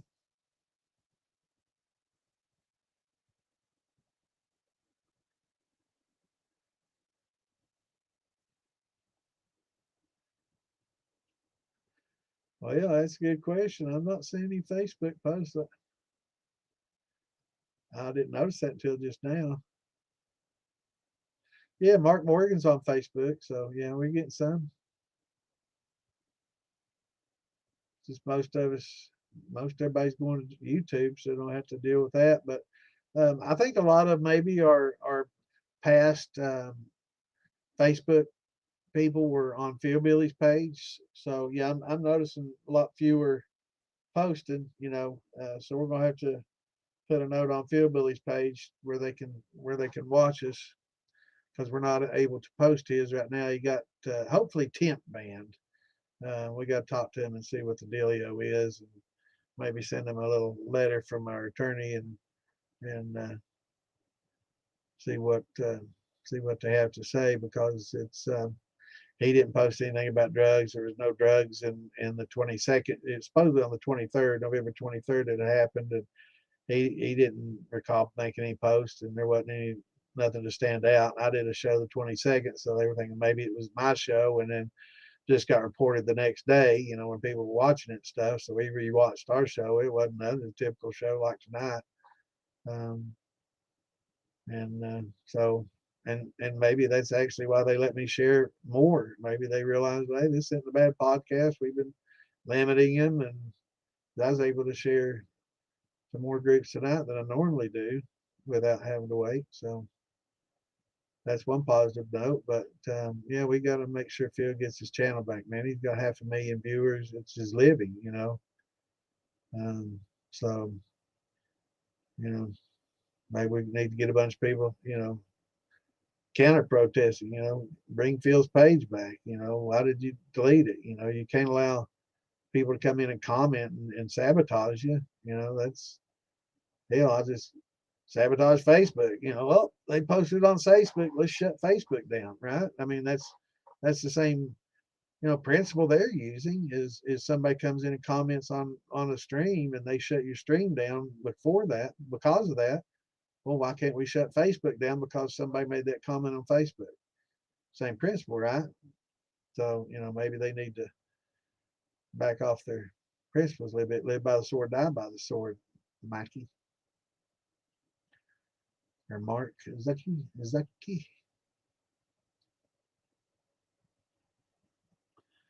I was thinking about that too. A little programmable, a little camera mounted on it, sitting there on your cats and air conditioning and running it. That wouldn't be too hard to do either. But I've seen my neighbor. I've seen Wes's neighbor when I was in Ohio State with Wes, and he had a neighbor. It's got a little robo mower. Man, it just drives back and forth on the yard. And I guess they got like a dog fence thing maybe that tells it where to go and where to stop, turn, and I don't know, but they're just programmed in maybe. But yeah, it's pretty cool. It's just like a little Zumba, like a little vacuum, except it's outside back and mowing. Pretty cool.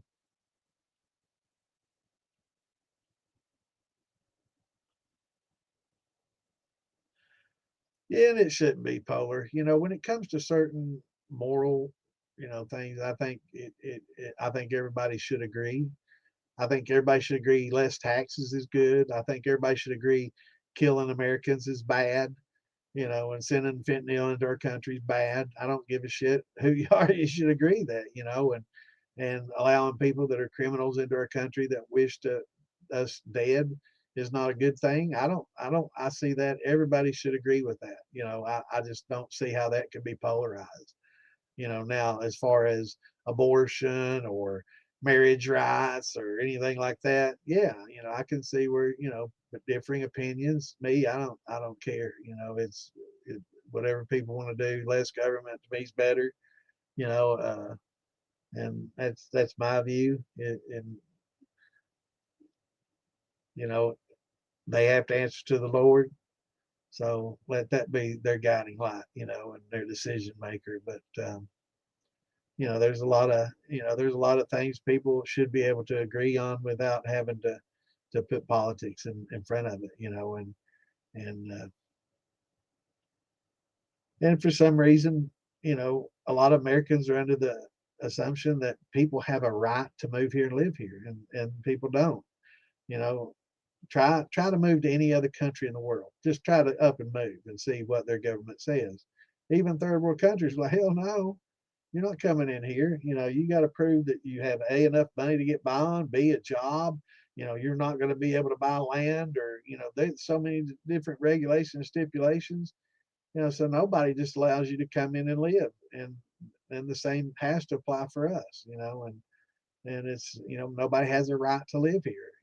If you can't contribute to America, then you don't belong in America. I'm sorry, that sounds selfish, but you know, why would we just burden ourselves with people? Why would we just allow people to come in here that are a burden, that just drain the system? And it is a huge drain on our system. We can't take care of our veterans because we're taking care of illegals. I'm sorry, that's just wrong. And I think that, I don't care if a D or an I, or R goes before your name. You should all agree on that. That's not good. But other things I can see where people would disagree, but certain fundamental things, it's just, how can you disagree? How can you say, you know, fentanyl being brought into our country is a good thing, or it shouldn't be regulated, or don't worry about it, forget about it. Too many children and people are dying. No, we can't. Silly, silly.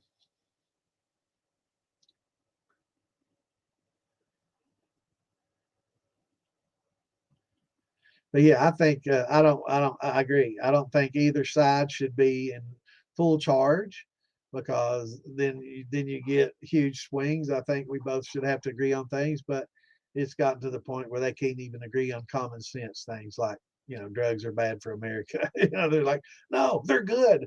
No, you should let that terrorist go. Let that gangster go. Or yeah, it's just, I think they're just got that TDS so bad that they just go against it because Trump does it, regardless whether it makes, logic or not. Logic be damned. And I'm not the biggest fan of Trump and the way he speaks sometimes, but and I'm not in favor of everything that he does.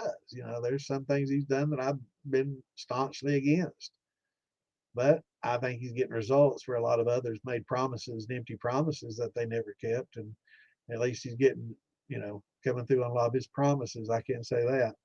But I don't want anybody mad. So, some people, but people need to step back and look and realize how much hate that they now have for certain things, and find the source. Well, how did I get such hate?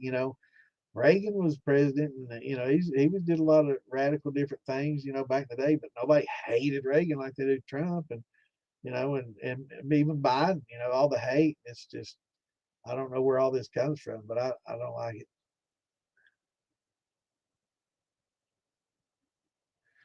Hey, O'Shea's in here. Good to see you, brother. And I'm behind. I'm sorry. I'm a little bit, 13 minutes. I'm getting caught up. O'Shea was on the show last night, the shit show, and I'm glad you joined us, brother. Yeast has a big impact. Yeast is very important selection. Specific yeast are tailored more for specific fermentations. Now, I will say that it all boils down to taste. And if we all had the same taste, then we'd all buy the same bottle off the shelf, right? So we all have different tastes, but a lot of times when it comes to what we preach and teach is numbers, right? So if 80 or 90% feel that this yeast is best for this type fermentation and this yeast is best for this type fermentation, it's not necessarily a fact, because there's always 10, 20% that disagree, but it becomes, most people tend to like this or that or the other. So we need to try to make note of that when we say, this or that most people prefer, or, the trend is this, or this is preferred by most, or something to that effect. Whereas like a daity yeast, is generally geared towards grains, right? And most people don't use daity in their brandies or wines. Some do, and they may make perfectly fine wine. They may love it, but it's not really what it was designed and geared for. A lot of yeast have been selectively bred for specific purposes, even to the point where some of my yeast, like a Premier Rouge, was made for darker fruits like red grapes and plums, and darker fruits like that. Whereas the Premier Blanc was created for, its Red Star, was created for lighter colored fruits like peaches and white grapes and things of that nature. So even to the color, and the pigmentation, and the flavor. and how it contributes to floral notes, or musty notes or dry notes, depending on how um, I will say a pretty good common yeast is like a Lalvin EC1118. You'll see that mentioned a lot. Originally, that's a champagne yeast, but it finishes very dry. It finishes a high alcohol content. It's pretty tolerant to temperature and pH swings. So it's made it pretty popular amongst most people. If you had to buy just one yeast, a lot of people just get that EC1118, use it for everything. Which, if you were to buy one, it'd probably be a pretty good choice. But a lot of people tend to prefer, whiskey specific yeasts, like Firm Solutions has this 927 that I'm getting ready to use out. Um, and and a 921 and different numbers that are geared towards whiskeys, and I used bread yeast for many years for whiskeys, and that's perfectly fine as well. A lot of people will scoff at it. Like, oh, it's garbage. I can't believe you would tell anybody that, and the yeast snobs out there. But and it just boils down to taste. You can't tell somebody that what they like. You can't like that. How forbid you to like that, right? But yeah, certain yeasts are geared towards different.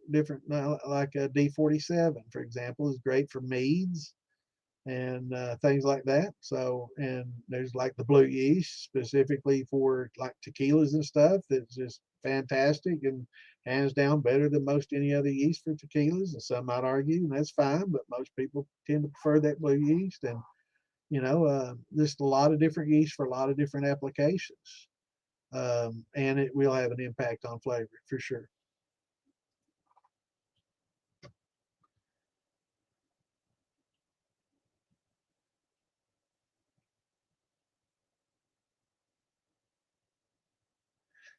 That's true, Mikey. That's true, brother.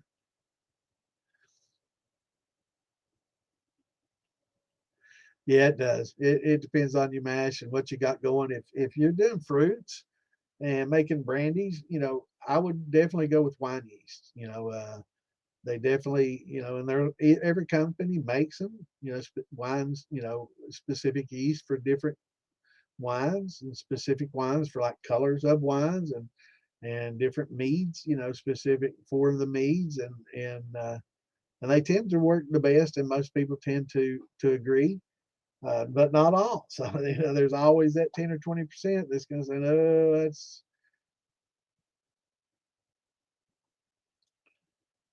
yeah, and it's nothing says I don't know what I'm talking about more than somebody saying all yeast is the same.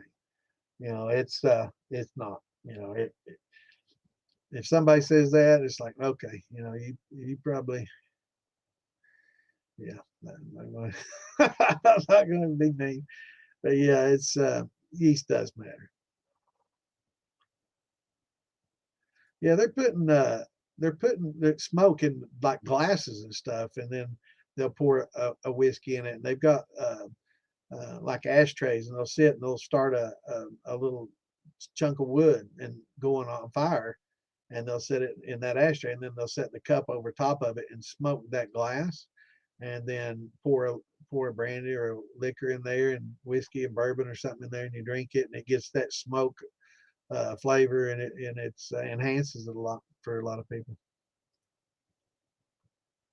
Yeah, I think generally speaking, if you were just going to buy two yeasts, I'd say EC1118 for all your wines and brandies and fruits would be fine, and then a good Datey, for your grains would be a great place if you just wanted to buy two. If you're just going to buy one, I'd say buy EC1118 because it's better for grains than Datey is for fruits. So um, EC1118 is good for everything and best for nothing. So that's why it's generally, if you're buying one, get that one because it's good for everything, but it's best at nothing. So there's a lot of specific yeast that'll fit that best category if you want to buy different yeast.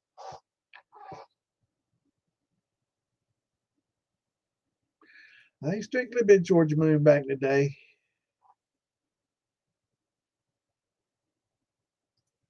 That's actually one of the first ones that came out, man. They came out back in the 80s. I drank quite a bit of that. I wasn't making it.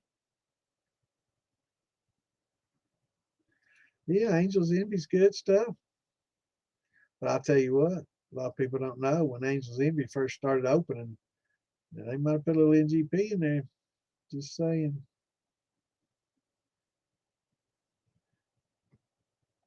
Yeah, it's good stuff. Angel's Envy. I've got a bottle on my bar for sure. Every bar is not complete unless you got one of those. There's a lot of other ones though that are, equally as good. Some might say, some people, everybody's different though.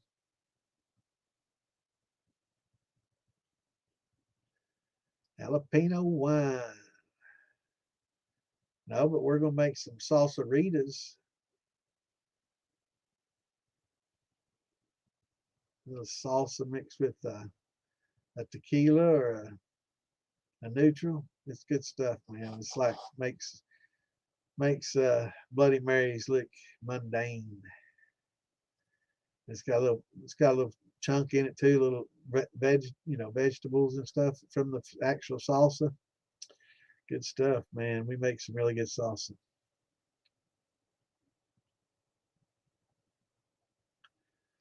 Yeah, it definitely having the right equipment definitely helps, and knowledge goes a long way too. You can. I've seen people turn out better product on a Bever football steel with a little column set up, or little setup jar rigs coming off of it and stuff, than others can do on a big huge copper rig with it all boils down to the mash, what goes in, garbage out kind of thing.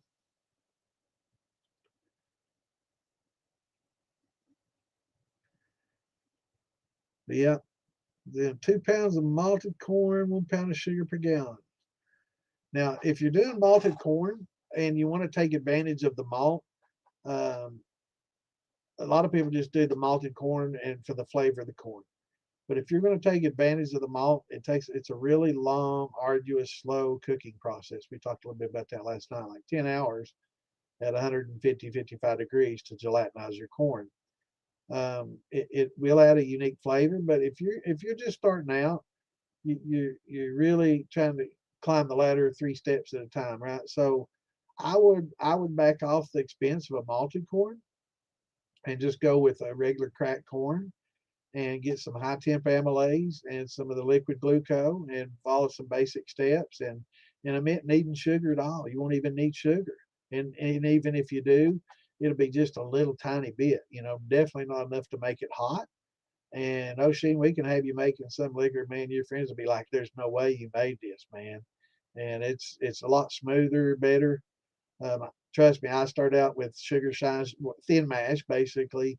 What you're going to do is use corn and sugar water and use the corn basically for a flavoring instead of taking advantage of the corn's natural sugars and starches and to convert them into sugars that can be fermented that the yeast can eat. So we can get you making some good shine, but malted corn is expensive and it's unless you malt it yourself, of course, and then it's still arduous and time's money.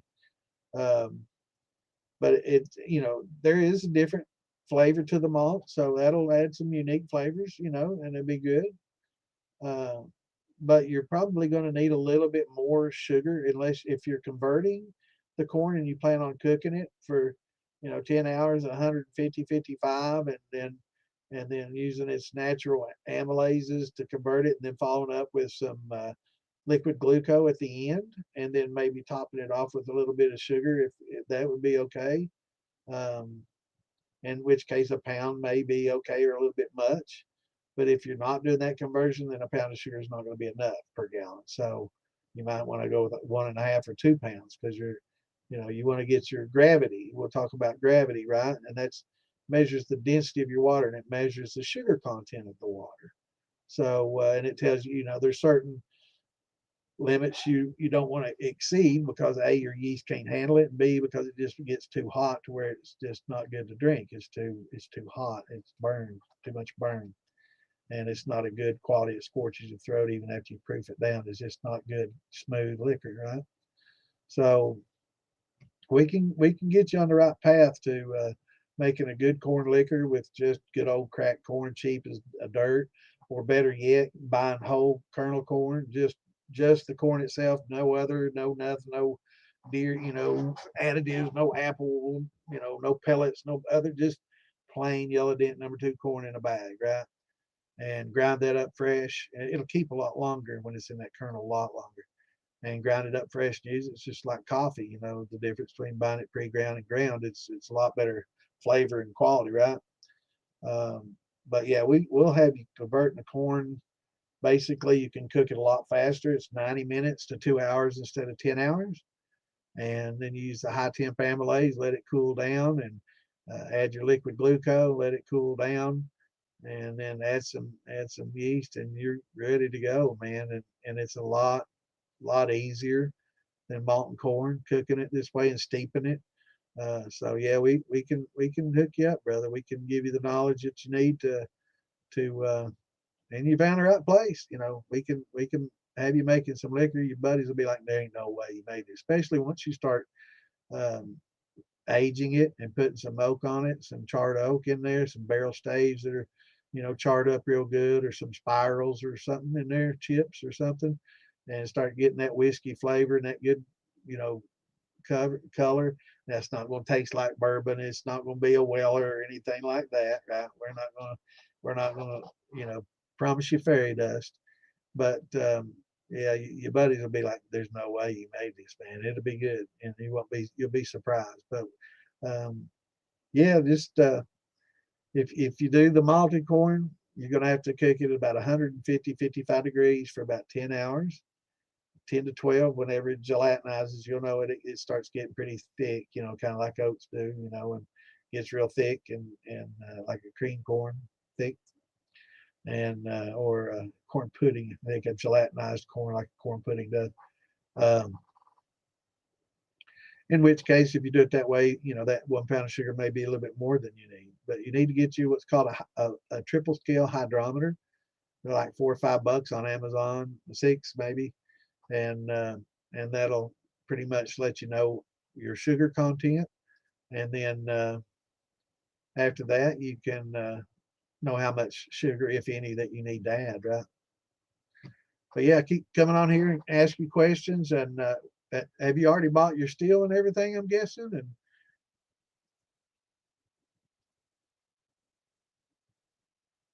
And is this your first run, or how long you been doing it? Need to know, bro. Yeah, I know. I'm going to be using mine for too long. I got me a new little 4-inch column.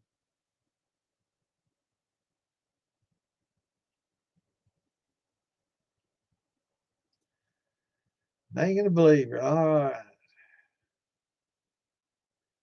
See, Santa's real, buddy. Trust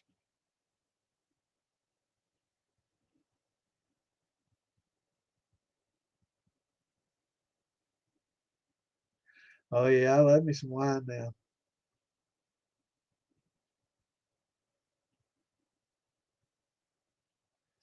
Instead of a mellow it's capsamel. Yeah, I like the mellow.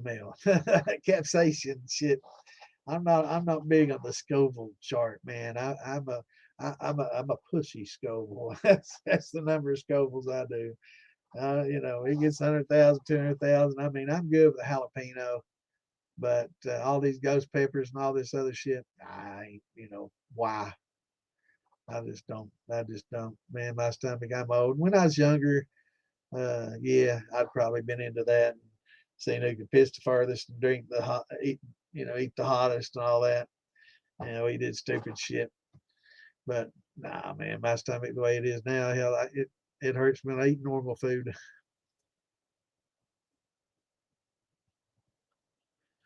Absolutely, man. We're in the DIY and shine and steel building. We're gonna start getting more into homestead and off the grid and survival living and techniques, and I'm gonna try to get more people conversing. We're starting to get a little bit. We're getting a lot of people in there. A lot of people coming from the show and coming in there to listen, just like they do on the show. We get a lot of listeners and not a lot of participants, but you can use nicknames in there now. So I know that's generally concerned about 90% of the people that don't comment is they're worried about, people seeing them and knowing who they are. And, we got some aspiring politicians and other people that are interested in the hobby that don't want to be known, and others. And I understand. So you can use nicknames in there now and do other things. So definitely welcome you and encourage participation. Don't spam the group with a lot of unrelated stuff. I'll take it down. We're going to stay on topic in there. But if it has to do with liquor, beer, wine, canning, vegetables, meats, hunting, off the grid living, setting up, solar panels, setting up, cargo houses, whatever, container houses and shacks and anything like that. Yeah, man. So it's going to be a pretty broad. I think it'll encourage a little bit more participation if we kind of branch out a little bit more from just moonshine or steel building, but going to try to keep it on topic. Let's not bring in politics and a lot of other that stuff. We'll have to take it out. But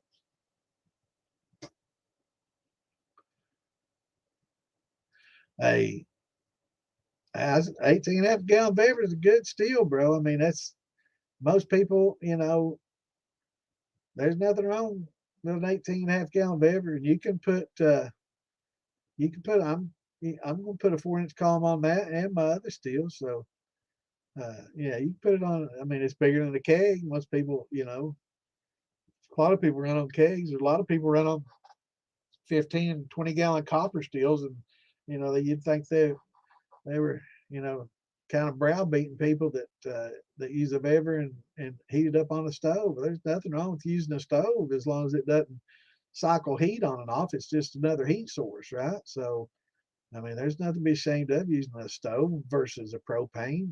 That doesn't make it any better. That's just silly. Hell, I've done everything from wood to propane to on the stove. It all works well. In fact, I mean, when it gets cold, I do inside on the stove, and I can be running. It takes a little bit longer. I mean, I got a 3,200 watt element on the front right of this stove, and then the 1900, and then a warmer that 18 and a half covers all three elements on that stove. And I can be dripping in an hour and pretty much well through my hearts in 4 hours, and that ain't much different than propane, and it's 18 and a half gallons versus 20. So I don't know why. Now if your stove cycles on and off and has thermostat where it kicks on and off to regulate the heat, if it's not hot enough, you don't want that, because it smears your run. You want a constant temperature, right? And being able to run a constant temperature. But yeah, there's nothing wrong with cooking on a stove or cooking with elements or cooking on a propane burner. It's just different methods to do the same thing, and we're all moonshiners. We use what method that we can, and to browbeat people because they're, doing it one way versus another's, silly. If it's stove that cycles on and off, I wouldn't browbeat somebody, but I'd let them know it's going to be a lot harder for you to make your cuts with that. But ain't nothing wrong with an 18 and a half gallon beverage at all. That's a good sized pot. It's great for boiling water. It's good for a lot of things. A lot of people ferment in them too. It's a good clean vessel for fermentation. It's better than plastic. A lot of people using plastic drums. So I mean, the stainless is a step up from that. It's not big enough for me, but it's definitely a step up if you don't want to do any more than that. And it's great for boiling water. It's a big ass pot for boiling water. Most people don't have a 15, 18 gallon pot, right? So ain't nothing wrong with 18 half gallon football steel for sure, bro. That's a good little setup. What's going on, Miss Lisa? How you tonight, dear? Happy New Year's. It's our first show since New Year's, so I get to say that.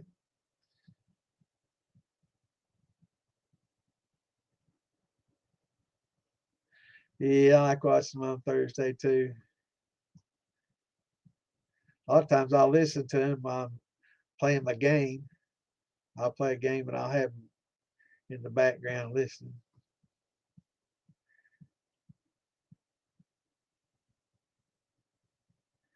Pawpaw trees, that's good. But if you're going to do that, I recommend anybody young out there, man, I so wish I'd done this when I was younger. Plant lots of peach trees, plant lots of apple trees, plant lots of blackberry bushes. You can start them yourself, cut them, and propagate them, clone them. It's easy to do. You can learn to tree graft. It's not rocket science. Man, I'm telling you, plant grapes, plant all kinds of shit. It's cheap and easy. And if you find, some groups will share. So if you've got a lot of peaches and you want to share peach cuttings with a group that's got blackberry cuttings and others got apple trees, plant them on. If you got land that you can do that, or a fence row you can plant them on, plant your blackberries, your raspberries, your blueberries. My grandpa did, and he oh man, he loved it. He had such a big garden every year and all the fruit, and he had all the netting to keep the birds out and everything. And I tell you, I envy that, and I wished I had the room for it here. So if you got the land, you got the room. I got land, but it's like 2.5, 3 hours away from here. It's gonna be kind of hard to go there every day and kind of work on it, right? But if you live on acreage, your family's got it, man, definitely plant your shit out of trees, plant every fruit, fig you can, and it'll pay off in spades later. And if nothing else, it'll bring in game and help the hunting. It'll help increase the population of game and birds. It's yeah, plant the shit out of it. And that's one thing I don't understand is, you want to feed the starving people in America, then why not start planting fruit trees in the parks instead of, and nut trees, let them go in there and pick all they want, you know. We got a lot of national forests. Why don't we go in there and plant a lot more fruit trees than what we have? Make people, if you want to, the chain gang, instead of making them clean up, on the side of the road, make them plant trees in the forest and stuff, in the chain gang. Let them walk along and plant.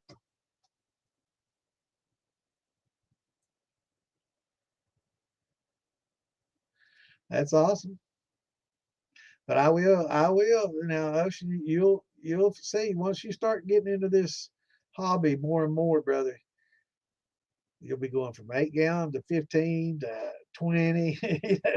It's when you get about 20 to 30, that's when you pretty much, that's about the most, say, the limit of hobby versus small craft.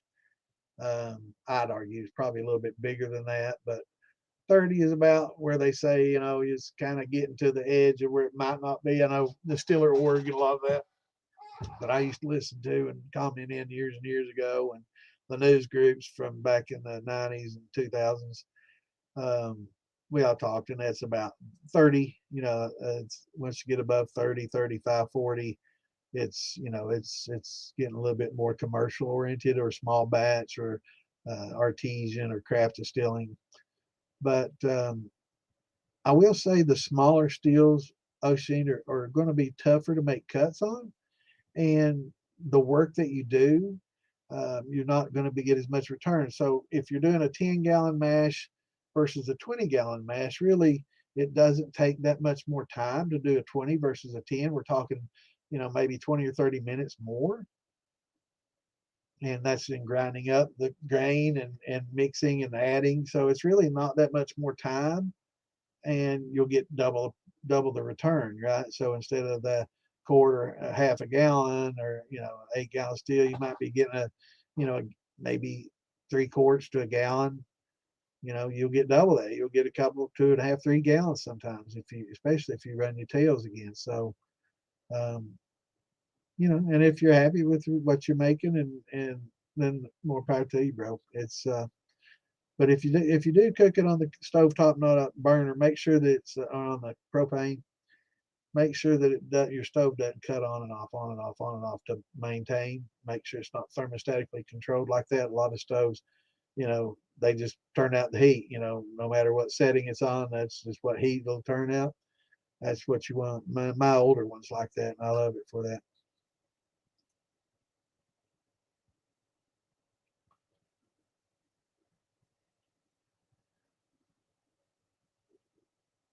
15-gallon kegs or 15-gallon Bever football.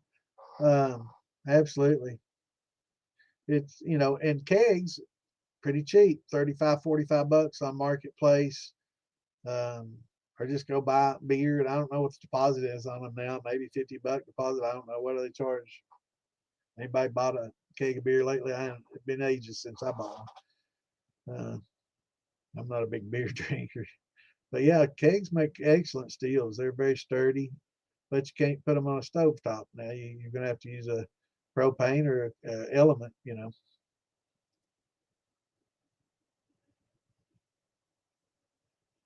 And basically, JJ, your column, you don't have to go up to a big, huge 4 inch.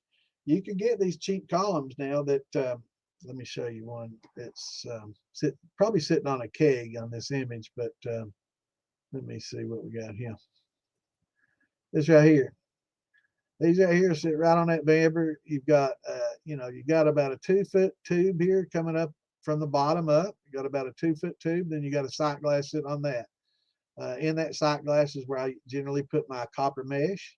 And then above that, you got a deflator or a deflegmator that will, it's a condenser basically that condenses back and it causes reflux, very similar to a multi-plate, you know, reflux type setup, and it'll reflux it back to that copper mesh, right? You have loaded in that sight glass right below it, so you can make it dance on that copper mesh just like you would on a copper plate in a big, you know, column with multi plates, and get a pretty good product, you know. And then you've got, you know, these are about 125 to 55, 60 bucks, and really tough to beat. The only problem I ever had with the ones I bought a couple, because the parts, when you buy these as a combination for 125 to 50 bucks, if you added up all these parts and bought them separately, it'd probably be close to 2 1/4, right? So it's a good value.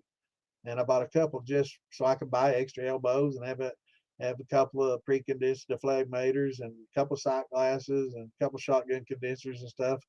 Because it was such a good value, and I do a lot of crazy crazy plumbing and stuff with mine, a little creative with valves and stuff and bypasses and diversions and stuff and teas and all kinds of stuff, crazy stuff. I like experimenting, but and this does a great job. You know, you can get 108 out of mine, just like this right here, with water cold enough going through that deflator. I can get up to 187, and that's without trying to make it cold. That's with tap water cold, right?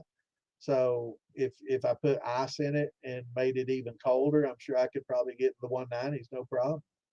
So you can control your proof by the temperature of the water that goes in that deflator, and it, you know, it refluxes all the water back, so it just lets those alcohol vapors through. But it's not a huge investment. Now the 4 inch that I bought, it was 250, 275, and probably a bit more expensive. It was more expensive a couple of these, but that's, you know, another step up, you know, and one piece at a time, brother. But yeah, when it comes to this, I wouldn't try to buy one piece at a time. Buying this whole setup here, pretty good value. And right now, you may be able to find them on sale. You see them a lot on YouTube. Phil Billy's got them. A lot of people got these. But yeah, they put them on sale from time to time.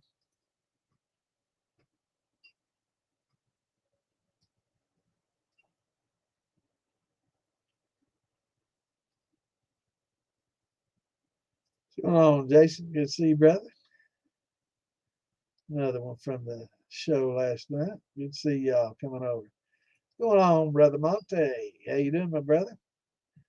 Doing good, my friend. How about yourself?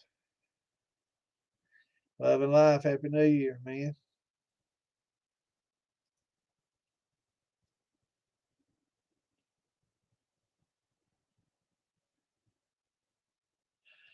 All right, man. That's cool. Yeah, a lot of people do. I do the same thing. You know, I listen to Lisa's and them in the background while I'm doing things, and I listen to a lot of different podcasts and stuff while I'm doing other things. A lot of people, that's why most people that listen to us, they'll do it on the way to work or on their lunch hour or at their leisure during, you know, it's Saturday night, man. They got better things to do. They listen to old Sam and Clint. They out there chasing girls and guys and whoever. But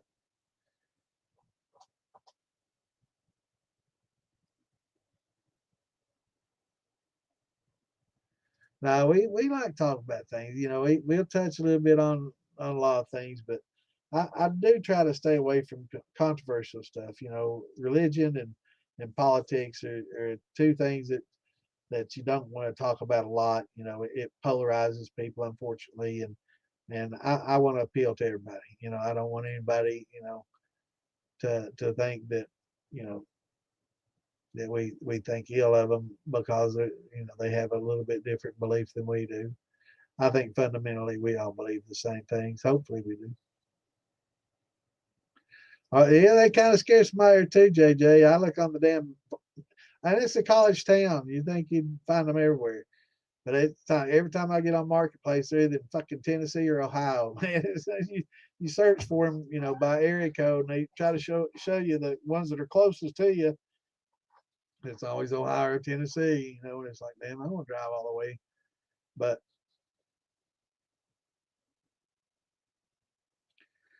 yeah, the 18.5 gallon beverage, couple hundred, 230, 250 range, 225, 235 range is about average. You can find different sellers, you know. Um, this time of year, I guess a couple of weeks ago during Black Friday, probably a little cheaper. But and you can run those footballs just the way they are. They're fine just the way they are for whiskey and brandy. You know, 140 proof all day and make good stuff. Uh, and fine. But yeah, you can add some stuff to it and columns and start getting a little fancy. Yeah, I like Firm Solutions too, brother. They make good yeast. That's what this is. This is 927 I was holding up earlier. That's Firm Solutions. They're out of Danville, Kentucky here, man. They got good stuff. And they, you know, it's kind of strange. A lot of people think that they're just a small town, small outfit because they'll deal with anybody, and that's what I love about them. You know, they don't care who you are, how big or small you are, but they sell to some of the biggest distilleries in the world, right? And they're their go to for the biggest distilleries and some of the biggest distilleries in the world. The guy that runs it, Patrick Heist, is a top 10 bourbon maker in the world with his Wilderness Trail distillery. So yeah, so these guys, I mean, they're selling yeast to wineries, beer making. They've got a laboratory where they do, you know, genetic sequencing and research on, you know, if you've got a bacteria or you've got issues, they're the ones that come in and do the swabs and tell you what your problem is, right? They're pretty big outfit and worldwide. But yeah, they'll sell to us lowly shiners, won't they? But they make good yeast and they got good amylase too. Big bottles, a little bit bigger bottles than most of us would need, but pretty good prices. But I don't think that really their prices ain't better than Fieldbillies, and the quality ain't any better than Fieldbillies. So if you're gonna get it, call Field.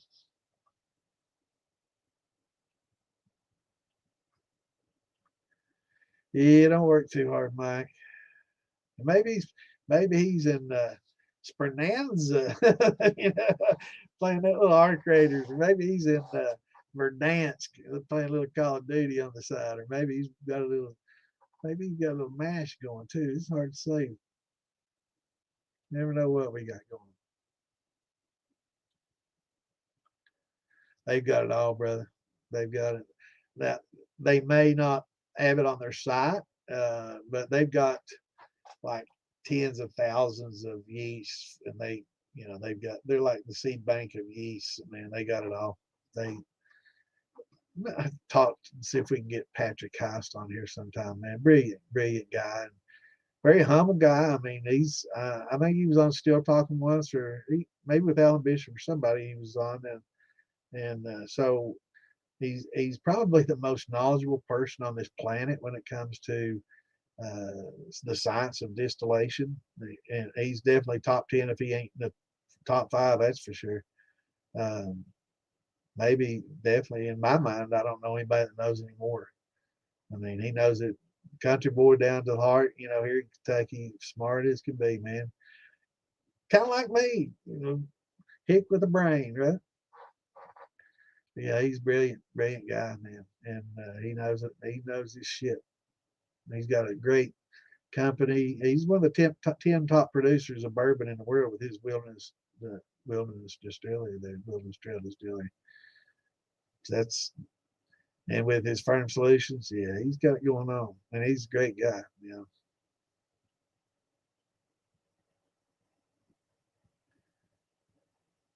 But that 4 inch, with when you get the 4 inch column, um, you're able to upgrade that. I mean, you can use that on a 40, 50 gallon. You know, it's kind of like you get that 5/8 worm. It's 10, 15 foot long and 20 foot long or something crazy big.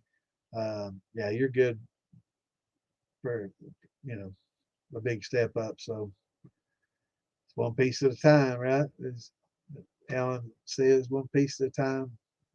Distilling Institute, I guess, you know, when you like us, sometimes you got to buy it a piece at a time, right? You can't afford to just go in there. And, some people can, I guess, afford to go in there and buy a big 50-gallon copper steel and all the bells and whistles and stuff. But hell, it's not me.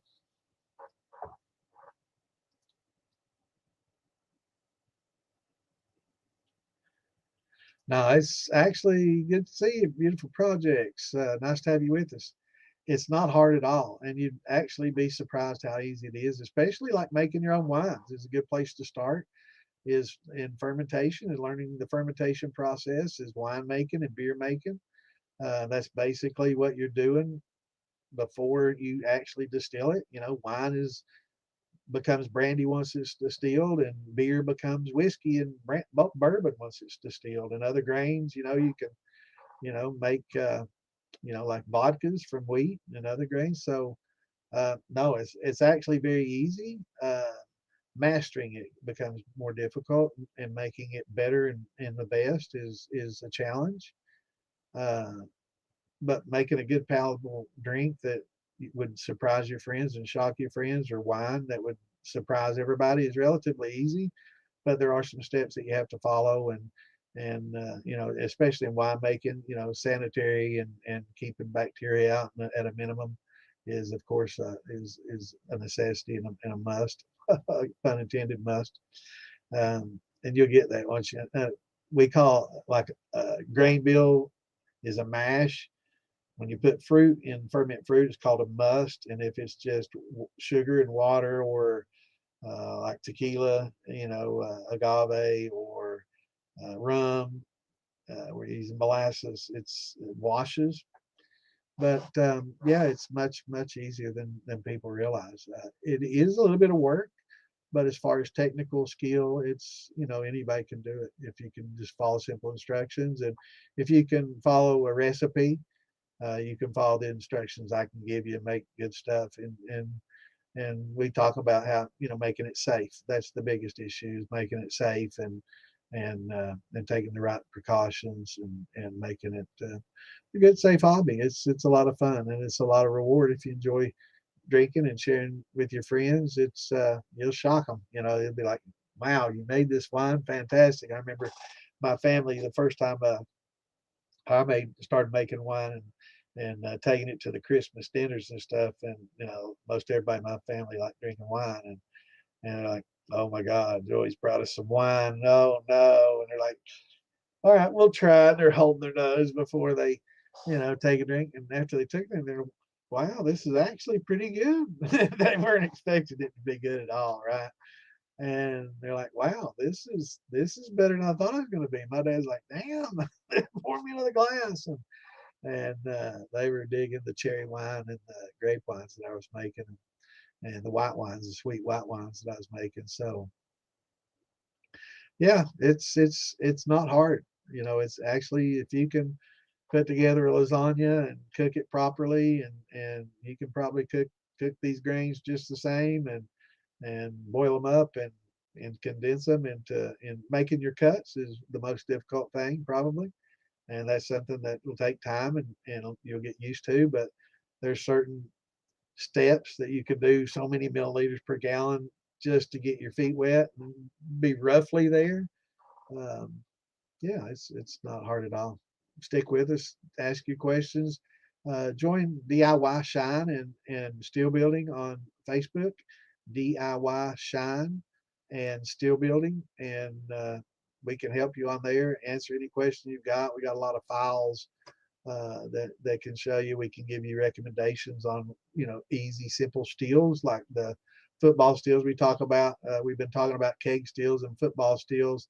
This is a Bever football steel. The little cap on it there is shaped kind of like a football, and that's how it got its nickname. 230, 250 bucks from Bever. This is 18 half gallon, and that's a pretty decent amount, for the hobbyist. And you can run about 15, 16 gallons in it. It'd be about 4/5 of the way up the side, right?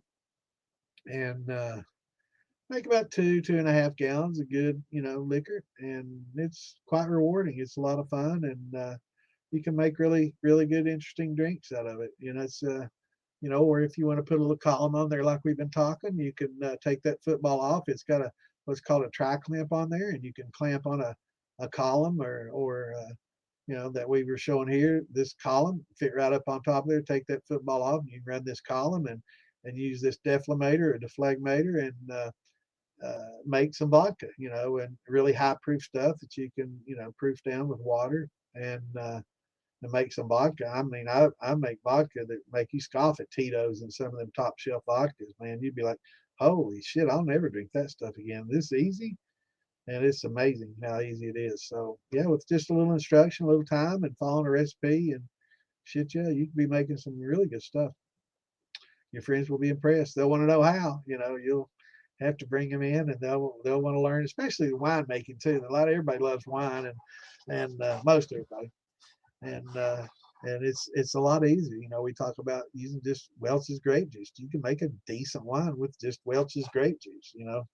Believe it or not. A lot of wine connoisseurs would scoff, and of course, these $1,000 bottle of wine drinkers, of course they would. It's just like people that drink, $1,000 bottles of bourbon would scoff at our little attempt at a bourbon, but you know,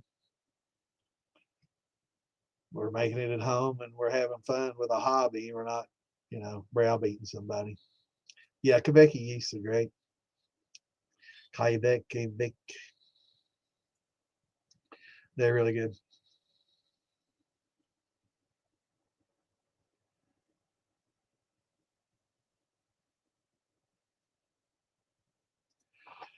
Um,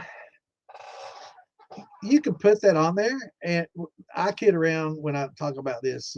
You can get like a pressure cooker thing and buy a steel and tell your wife you got her a big pressure cooker, and then when she's not there, you can just take the little 5 pounds. It was 5, 10, and 15. I think PSI spinners off and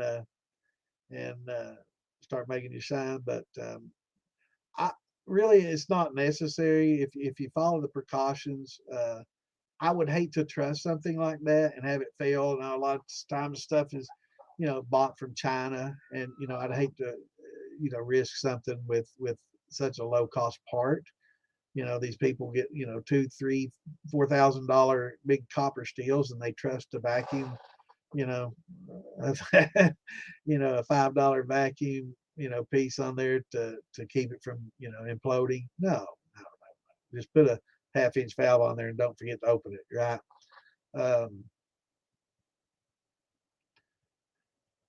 yeah, I mean, it's a good safety feature to have for sure. I'm not going to say it's bad, but safe practices, is definitely something that you want to follow strictly and avoid any kind of situation where you might need one. But if that thing ever went off, you'd be damn glad you had it, right? So yeah, especially if you're running thumpers and trying to experiment with multiple jar rigs and you're using bypasses and you're sitting there drinking and you got all these valves and stuff and you didn't realize it, but you had them all shut off and you weren't bypassing anything. It's pressure building. So if you run steels like I do, that's got multiple valves and run a lot of bypasses, which I came up with, and then yeah, you're definitely gonna need something like that if you're gonna sip while you do it, because it's you don't want to forget that, hey, I got all these valves turned off, man. What the hell?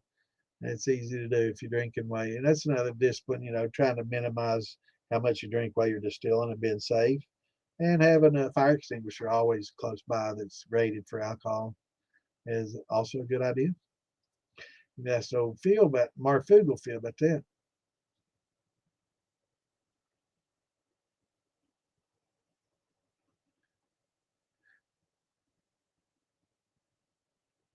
Yeah, vacuum release and pressure relief valves. Yeah, they're definitely good to have on there because once that thing goes off, you're damn glad you did. But safe practices too. Try to be safe. Don't just say, okay, I'm not going to worry about it. If anything happens, this will go off. You need to do certain things like don't put chunky stuff in the thumper. If your water level's rising and you got big grapes floating around in there, one of them could go up into the line and get caught, and start building pressure and you don't even know it. Next thing you know, you got steam blowing out everywhere, flames, shooting like flame throwing. Yeah, it's just be careful and puree most everything you put in that thumper, right? I always talk about macerating or pureeing it or blending it or doing something. Don't put chunks in there. Even the cream corn, when I talk about using an immersion blender, put it in a blender, chop it all up, especially if you got the beverage with the little teeny lines. Now we talk about putting copper in your lines. That's not if you have small copper lines. We're talking when you have something like this, right? When you've got an inch and a half, 2 inch uh, diameter pipe versus a 3/8 inch like that. Yeah, you can put some loose fitting copper into something like this, but don't even think about putting it in those little copper lines that you get on some of those 3 pots, right? So I try to make sure I say that every time I do talk about putting copper in lines because there is going to be that person that's going to do it and it's going to get backed up and cause a clog and pressure and problems and it's all of a sudden dang. Yeah, but you still made it, brother. We still got a little bit of time. We're about 10:30. We're about 2.5 hours in. We got a little bit longer to go. If you got any questions for your day, but yeah, you can be like most people, catch it later or pick up and watch the first half earlier. Yeah, enzymes a lot cheaper than malt. A lot. Well, if your time is money, it is. You can malt it yourself for nothing for free, but your time's money. So once you figure that in, yeah, they're laborious and expensive, especially if you're buying it from a malt house or somebody malt it for you. Absolutely, it's cheaper. I mean, if it wasn't, they'd be making all this ethanol fuel out of sugar instead of corn. But me and Mikey Frayne, we figured it out one day, and it's so much cheaper to get sugar from corn. We calculated it out. We did all the math and experimented, and it's less than half. The cost. I think 70 cents is what a pound of sugar is, and I think we figured this was like 30 something cents equivalents. So it's a lot cheaper, and that's at the prices we pay. The big distilleries, um, they're getting that corn much cheaper.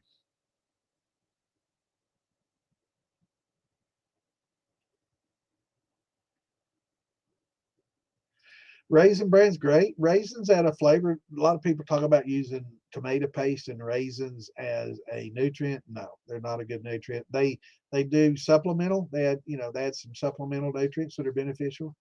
But but the bran flakes themselves, that's a great nutrient because it's got the an and fan and everything in there that you need.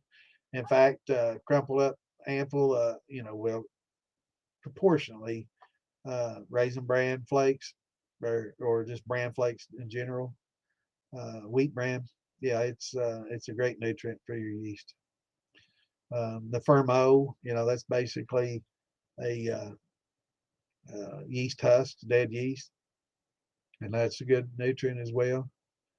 But yeah, the raisin bran is raisins add a softness and a good flavor, and the bran and a little bit of probably some biotins and a few amino acids and stuff that would help, but it just doesn't have the an and fan, the yeast assembled nitrogen and the free amino nitrogen that your yeast need. whereas the bran flakes will have that. The Fermo will have that. A lot of the Fermax, a lot of people don't like using Fermax and with urea, and you don't have to. There's other things if you're worried about that you can use that are great and that you get out of the pantry. But try to shy away from tomato paste. It's okay for like a sugar wash, but it's best if you throw some bran flakes in with it, or some dead yeast hulls, or you can boil up some bread yeast and kill it and dump it in there. That's good nutrients as well. It's the same thing, dead yeast, but all that works pretty well. Yeah, and it'd probably give it a little bit of flavor, but it definitely feeds your yeast good. And even if you like having all corn, it wouldn't hurt to throw a little bit of handful in there to feed it, because there is yanafan in the corn itself, but it could use a little bit more. And they're finding also now that it's better, instead of adding all your nutrients at once, especially like with a wine, to not add any right off the bat, but step feed it, every day, step feed it, and feed it a certain percentage every day instead of all at once up front. And there's a lot of people that are, doing a lot of chemistry and gas chromatography and things like that to determine exactly how much nutrients are needed for specific fermentations, and that's getting heavy science. But and it's essential. You don't want to overfeed, because overfeeding, depending on the food that you're using, if you're using diammonium phosphate and some of those things, overfeeding can be a big problem. Been some posts about that recently, and that's certainly true. It can give you some off flavors if you overuse it. Whereas, if you overuse dead yeast hulls, it's not. It might give it a yeasty flavor, but it's not going to, give it a chemically taste or off flavor. It's not going to stress your yeast, like it would if with an oversupply of DAP or a lot of other nutrients. So it's best to step feed, and definitely don't overfeed, because they're finding that can be just as detrimental as as not feeding at all. So it's just stress, yeah, yeast stress.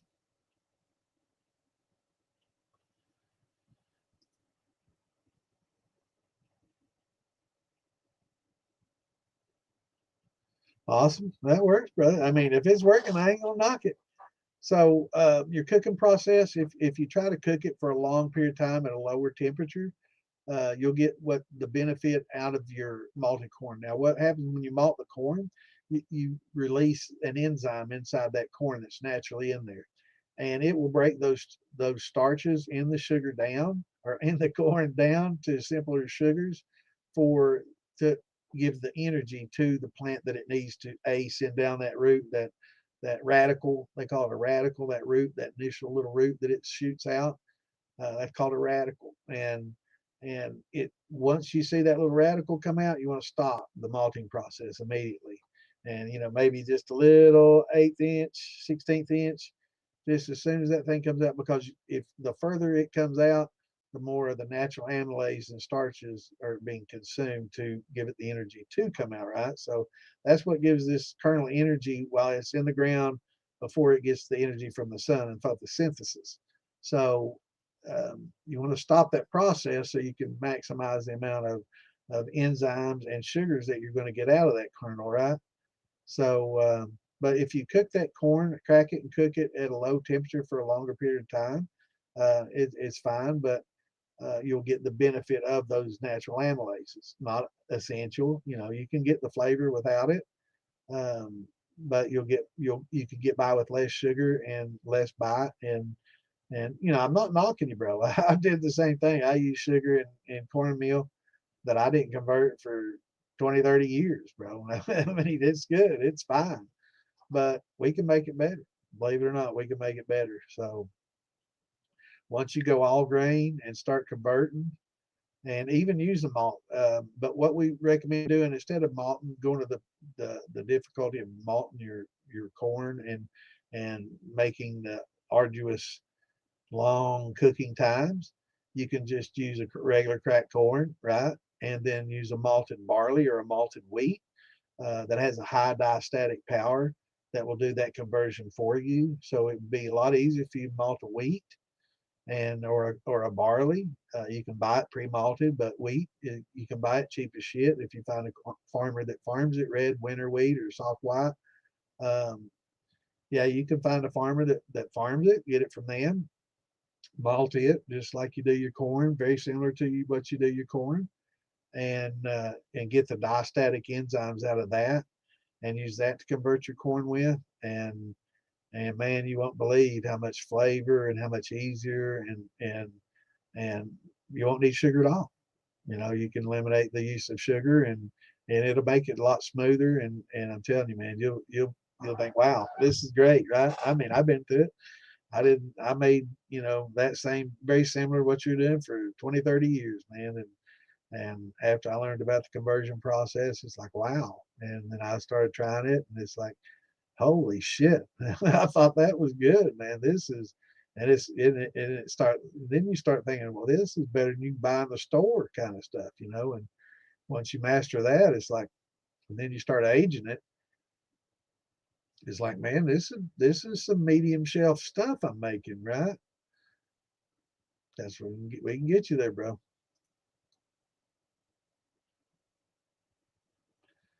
Resin brand. That's funny.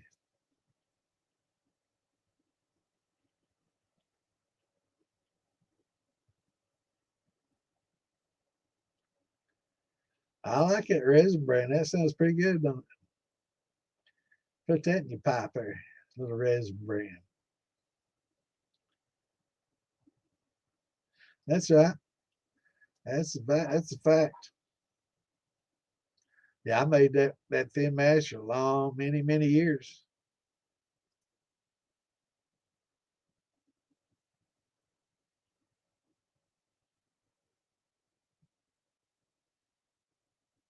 Now with my stove, now if you use your stove, mine doesn't. I don't know if it's gas stove, it's perfect because you can just heat. But electric stoves, some of them will kick on and off, on and off, on and off. That if it does that, you don't. It's harder to make your cuts and it's hard to do.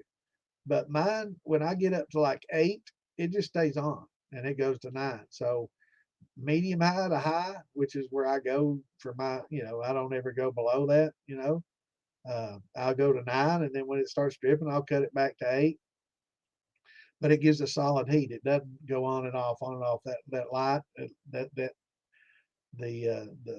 coil underneath there stays red the whole time, so it doesn't ever fade on and off or cycle at all. And that's kind of the difference between an SCR and a PID if we're using elements, right? So um, yeah, but I mean, even if your stove does cycle, it just makes cuts harder and it does smear a bit, and you might sacrifice a little bit in quality, but at the end of the day, if you like say, if you like it, you like it. It don't matter. You know.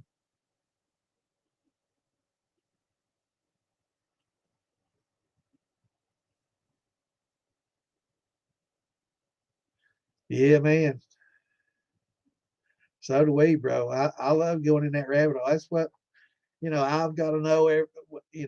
When I was a kid, I took everything apart. I had to know everything that made it tick. Electronics or mechanical and anything. And I'd tear up so many telephones and stereos. My dad started bringing stuff home that was broken, so I could just fool with that instead of breaking the shit that we got already. Right? I mean, hair dryers, it didn't matter. I'd take it all apart and just see what made it work and how it worked, and always interested in science, and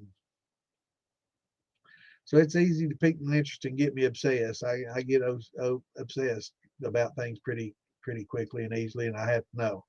I got that. I just got to know what everything makes it work and makes it tick, and once you start going down that rabbit hole, man, it's there's so much. I mean, that science gets so complicated. I don't even understand it at a certain point.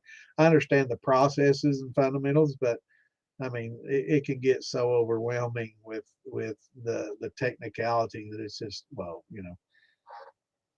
I think once it gets to that point, it's just to the point of explaining it in ways that you don't understand it because the same principles apply. So yeah, like it on YouTube, it is pretty good. And I will say that we had quite a few more people from Fieldbillies that normally comment that aren't here tonight, because I'm seeing a lot more red than blue. So it's definitely impacted our numbers, having that page down. So we definitely got to try to get that back up for sure. And it's not about the numbers. I just want to make sure those people get the message. Hopefully they'll find us if we can't get Phil back up, and hopefully we can. Hopefully, I'm sure it's probably just a temp ban. They can't. It, I don't know. They're going to have to prove that it was something major, or I'm hoping he get a lawyer. We may have to start a GoFundMe, get that shit taken care of. Yeah, that's everybody should. Am I that far behind? Lord have mercy. God love us. I'm 45 minutes behind. I'm gonna skip some stuff. Plums, yeah. I can't believe I'm that far behind. And yeah, OCD. I was just talking about my OCD and obsessive compulsive.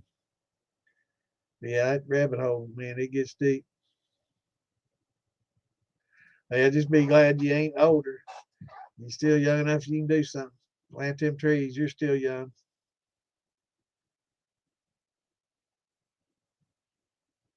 That's what we're here for, brother. That's why we got these pages up. We're trying to pass the knowledge, not just about making moonshine and beer and wine, but also canning your fruits and vegetables and growing and off the grid living, and survival. Lord help us if the shit hit the fan and the grid went down. This world would be turned upside down, if the grid went down. Can you imagine? Most people can't live without their telephone. Imagine what they're going to do without their stoves or refrigerators. They'll be going crazy, robbing people, and yeah, it's going to get ugly if that were to happen, man. EMP or something just shut down the grid for a few months, and we'd be in shambles, man. Only the country people would be able to survive, Us that know. They'd be coming to us, and they'd be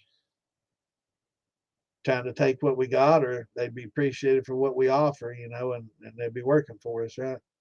So all them blue collars, all of a sudden we would be running the show. Those white collars be we'll be bossing them around, right? Welcome back, Mark. You missed me getting 30 minutes behind. God almighty. Shots, yeah, that's about 20 or 30 minutes late. I damn sure need it. I can't believe I got that late. Sitting there. I get to drinking and talking, man. I go all night, believe it or not.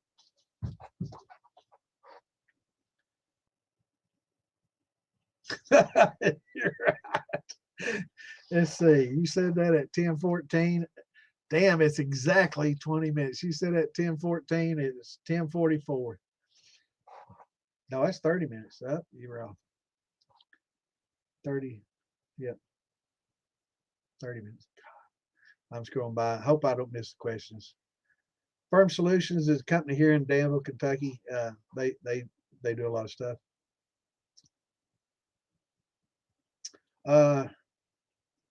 Yeah, there's get up and feel Billy if you need a lot of stuff. But Firm Solutions has good yeast and good amylase. But Phil Billy's got the amylase. He can get you the amylase. Yeast you can get on Amazon, pretty cheap, and they'll ship pretty much anywhere. Yeah, I'm not going to drive 2 hours to a brew shop to get $20 worth of yeast and spend $20 worth of gas. And I do a lot of Amazon and Phil Billy and everybody else, That'll work.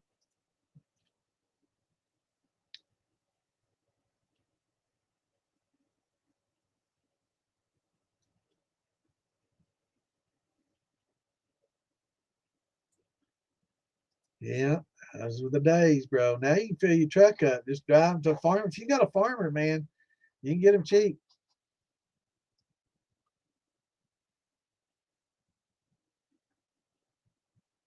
Right.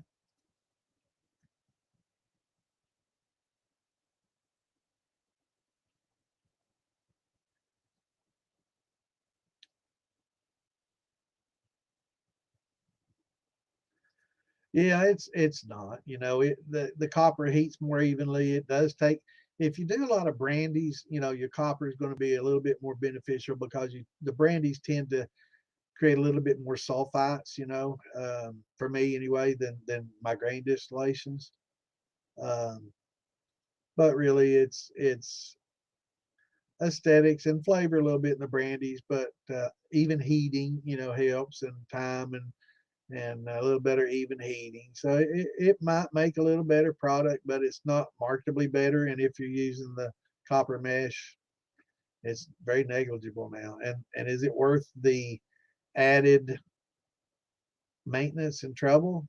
That's the big if now, you know, that we got the mesh to help take out the sulfites. So it's losing its benefits.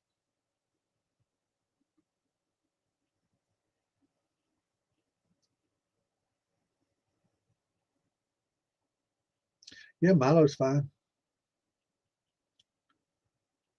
I used to make a little bird seed bourbon, mix a lot of those different seed grains up, makes it pretty interesting.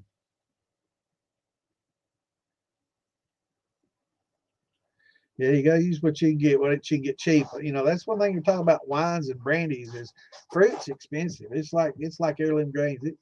It's pretty expensive. So when you start making wines and brandies and stuff, probably cheapest to start with like an apple wine with an apple juice and Welch's juice to make a wine with, and kind of start from there and work your way up and start adding fruit to it. And before you know it, you'll be doing, you know, pretty much 3/4 fruit and then adding juice just to help, you know, make it go a little further. But you got to get your fruit on sale or find somebody that's got trees that'll let you come pick apples or peaches from, and that helps a lot because fruit's expensive.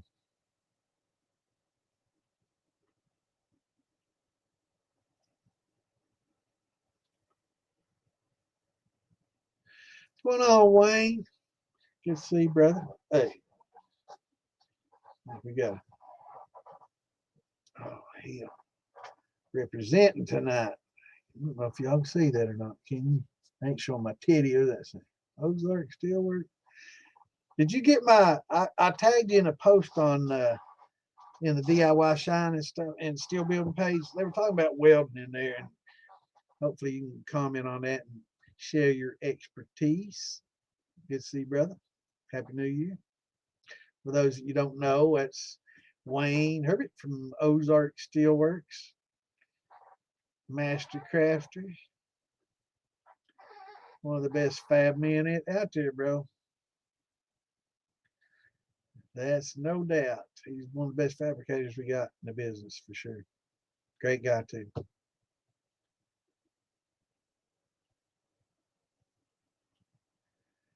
And we're just 20 minutes. Hopefully Wayne's still here. I'm sorry.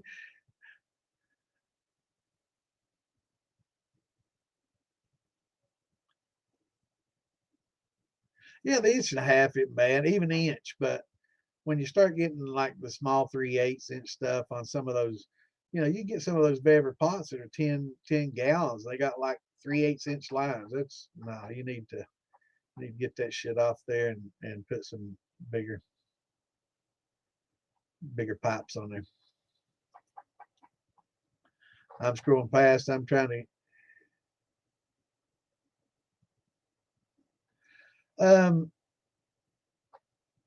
at the end. Well, you want to try to do it as a vapor before it gets condensed, JJ. It works a lot better than once it gets condensed, running it through the copper mesh. Certainly helps, but if you can get it as that vapor, you know, they make little screens that you can put that like, you know, gaskets that we have to put in between all these pieces, right? The tri-clint pieces.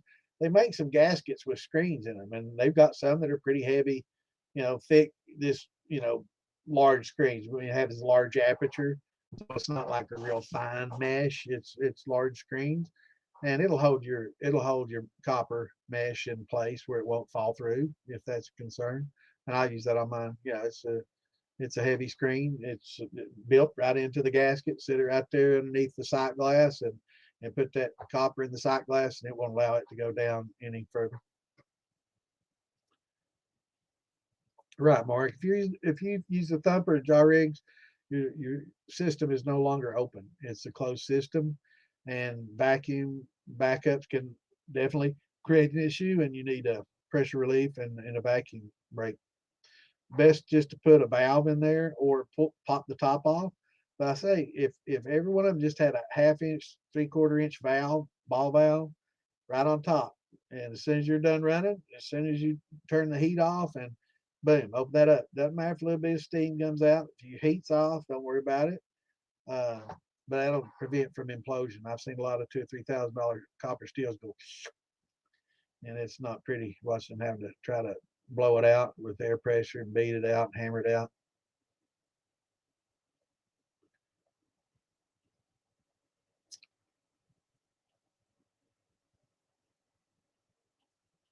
Absolutely.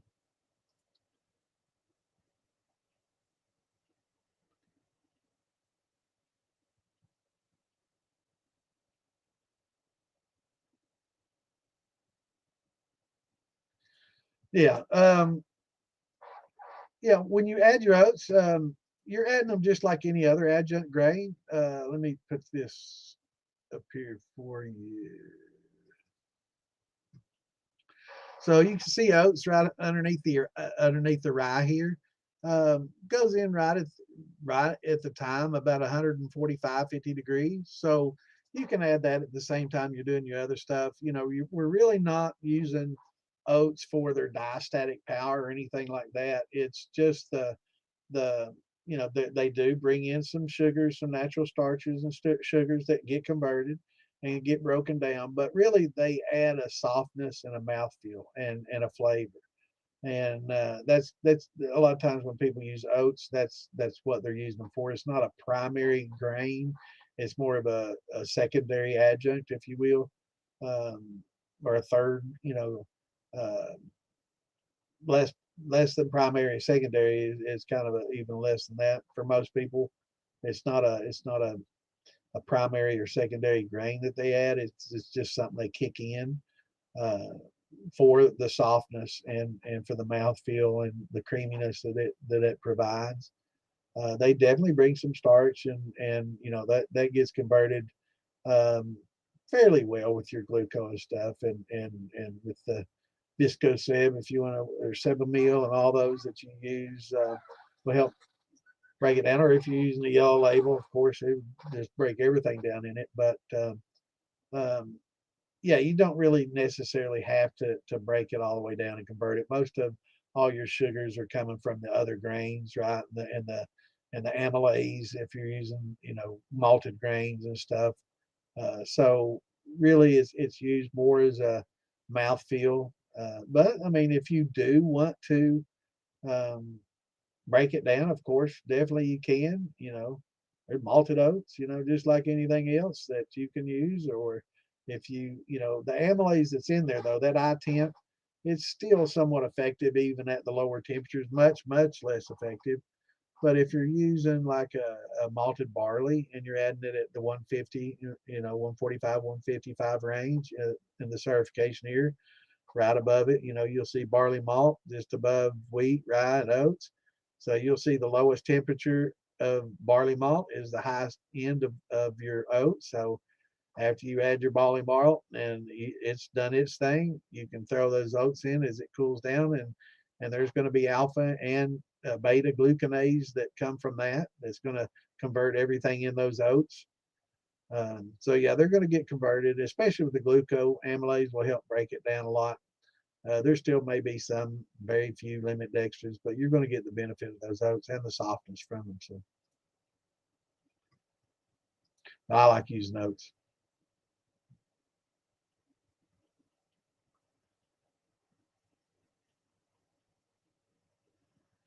I know it's tough, brother.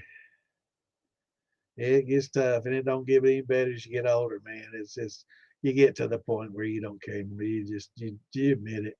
It's obvious. My big thing is I used to be very, I don't know, I never dropped shit or got fumbly, and I never was loose handed and just willy nilly.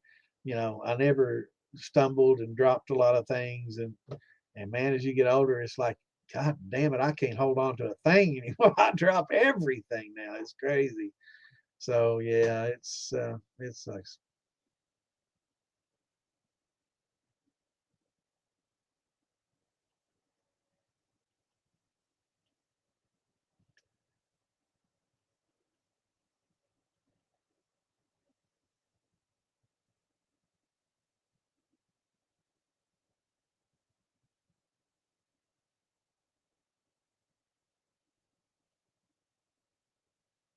I I agree here, but it's propane cook stove. That's awesome, bro. That's perfect. Just be careful in the house. That's the main thing. When you're inside, you in your home. And there's been some instances, especially, with these beverage stills. I will say, on the side of these, you see these little latches on the side. Now, the wire that goes into that latch on each side just goes straight into those, right? And it's easy for that to get bent out and for one of those to come out of the latch. And you think it's latched down good. It's not, because one side of that's out. Just ask Phil, Marfugal Phil.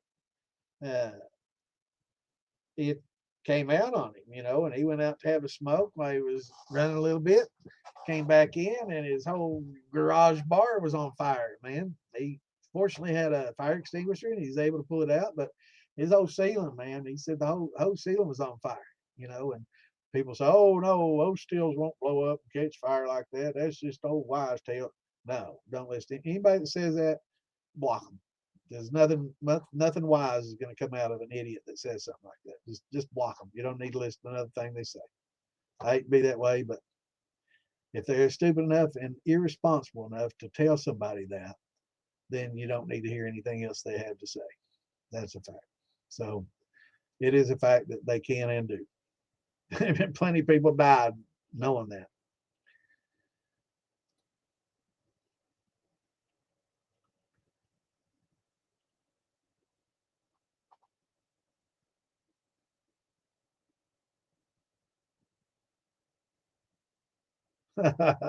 Real man use copper. Yeah, that's funny, Scott.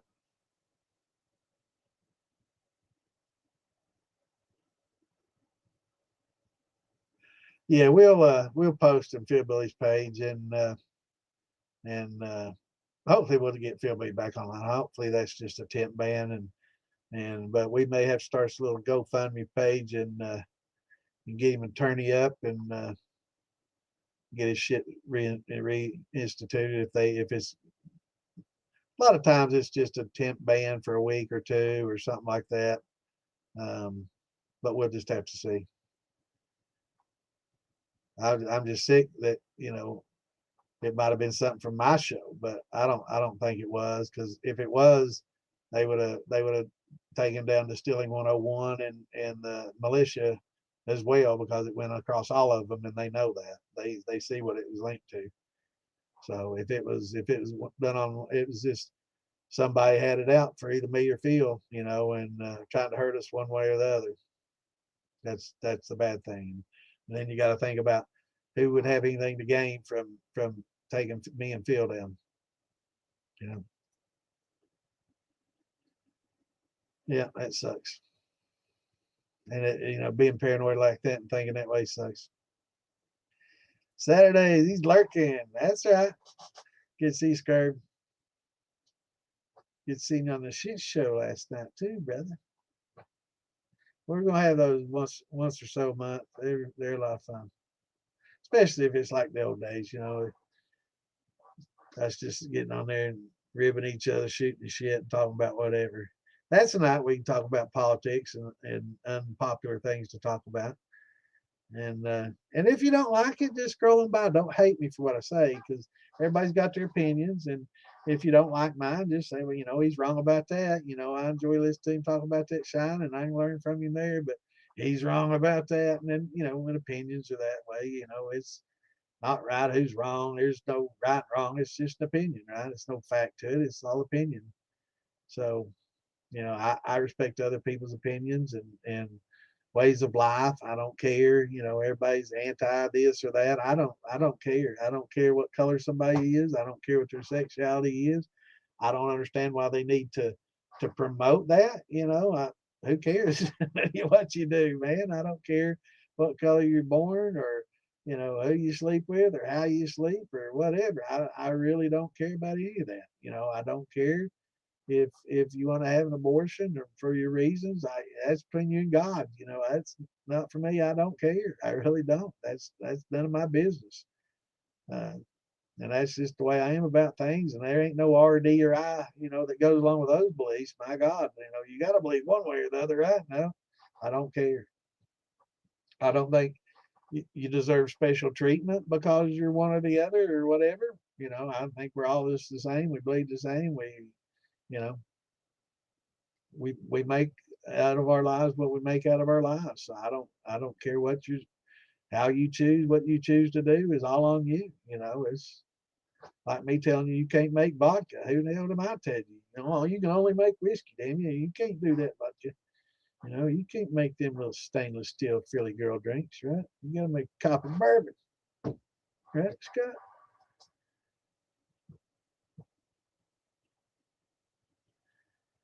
That's right. They'll be working for us, won't they? That'll be our bitch then. That's a fact.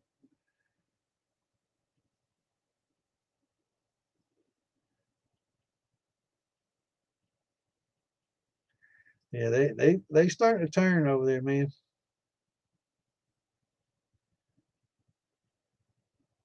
Yeah, it is. What's going on, Worthy?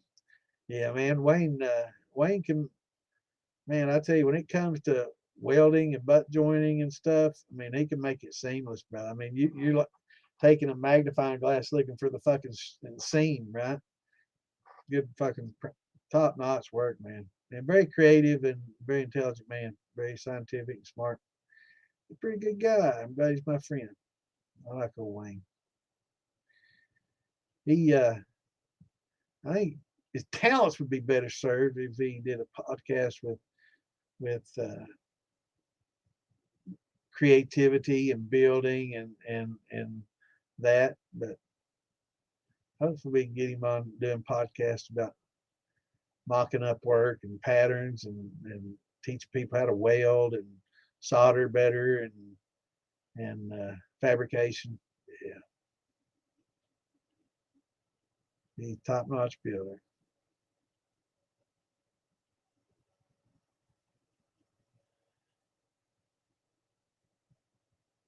Oh shit, it's 11 o'clock. Oh, I'm about caught up. Damn, 10:55. Well, shit. I'm just 10 minutes behind now. I'm scrolling through and picking up. Absolutely, they're fine. Just cut them up, and throw them in there. You can, I mean, you can grind them. I just throw them in a blender and mulch them up real good and cut them up. They call it what do they call it? Steel cut oats, or you can toast them. And use them if you want to get a little unique flavor. You could toast the oats before you put them in. There's lots of different things you can do with oats. They're good. I like them.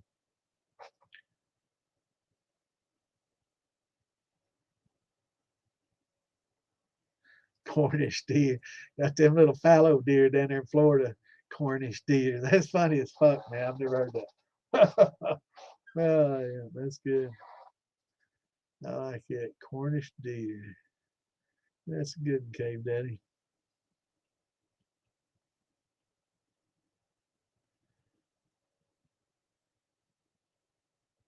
What's going on down in Mexico? What's happening? Thanks for joining us. Happy New Year's. Feliz Navidad and all that good stuff, brother. Yeah, yeah. Maybe we can get somebody down there in Mexico send us some of that blue agave up here pretty cheap. What do you think? Damn, it's expensive up here, brother. Might have to go down there and do a little border run. But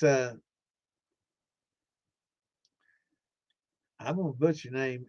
Is Law? Is Lou? I don't know, man. I hope I'm saying it. Isla. Isla. Islo. Isla. Maybe I can do a Google and pronounce. Ezlau. Is that Spanish?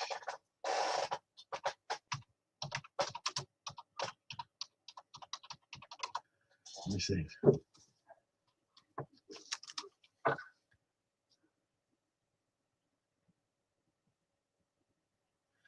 Isla is not a common English word. No shit. That's why I'm asking you to pronounce it, Google. No, it's not even. It's not even good. They don't even have it on there. Terrible. Anyway, welcome. Yeah, hopefully we can get us a line on some yellow, some that blue agave from down there. I'd love to have a big tote of it.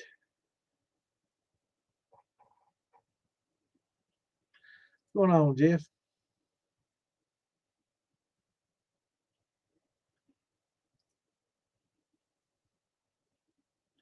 Yeah, the 3 gallon becomes a thumper, right?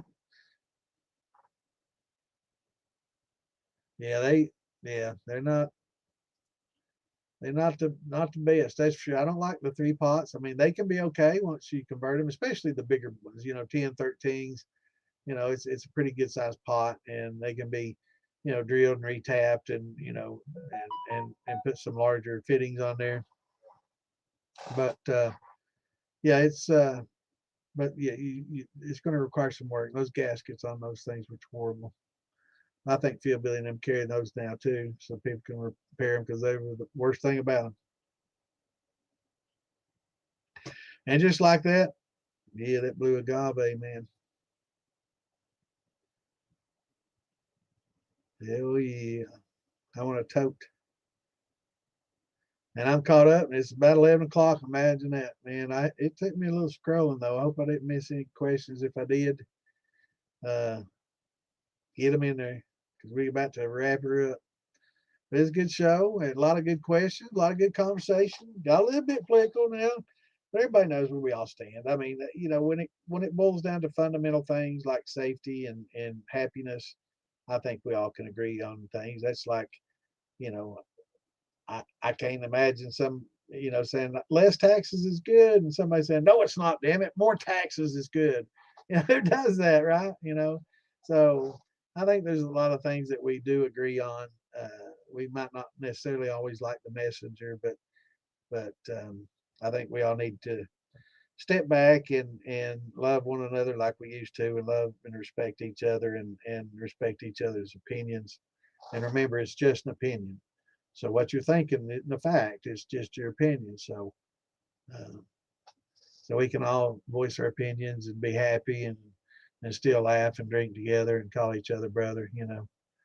Um, but that's what we need to get back to, is understanding, and get rid of this hostility and this polarity that they got everybody so wound up and at each other's throat, and what for? Just because somebody, a little bit judgmental on whether you should be able to take your baby's life or not, or whatever. That's that's an opinion. My thoughts are they'll have to deal with God when it comes time. If that's the way it is. They don't answer to me.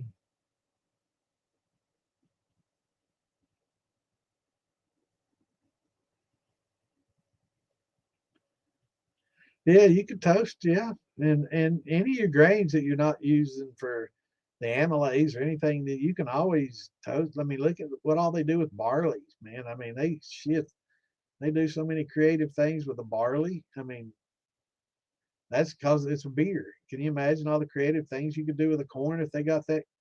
If corn ever got as popular as beer, all the different things they can do with corn.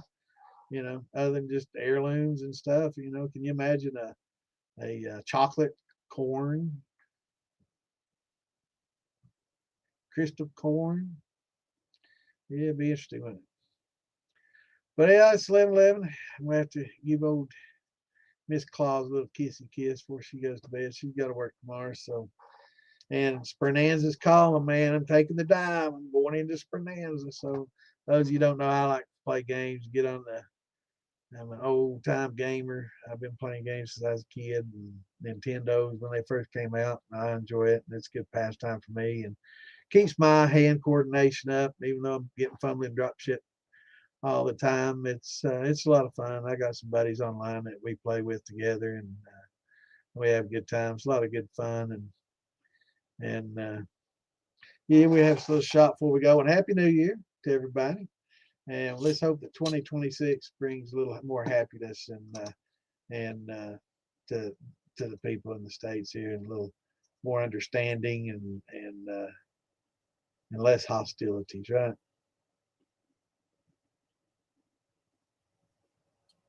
This blackberry pineapple is a pretty interesting combination. I did pineapple, and I did some blackberry, and alone they were okay. But combined, I like the combined flavors, so I mixed them all up. All right, we'll see everybody Tuesday at 8 Eastern, 7 Central.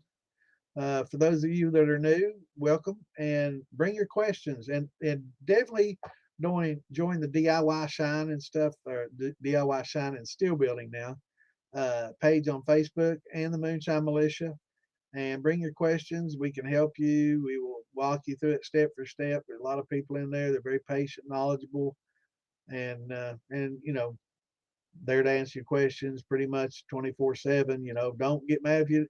Sometimes you'll get it answered quicker than here. Maybe not quicker than Clint does, but quicker than I can get around to it. But yeah, it's great, and we want more participation. So again, you can make an alias in there, nickname, so you don't have to. People won't know exactly who you are except for the admin, so you won't have to worry about that. So definitely join us, and everybody have a great 2026. Thanks for tuning in. We will see you guys and gals back here on Tuesday at 8 Eastern. Till then, shine on, peace out, love y'all, and have a good weekend.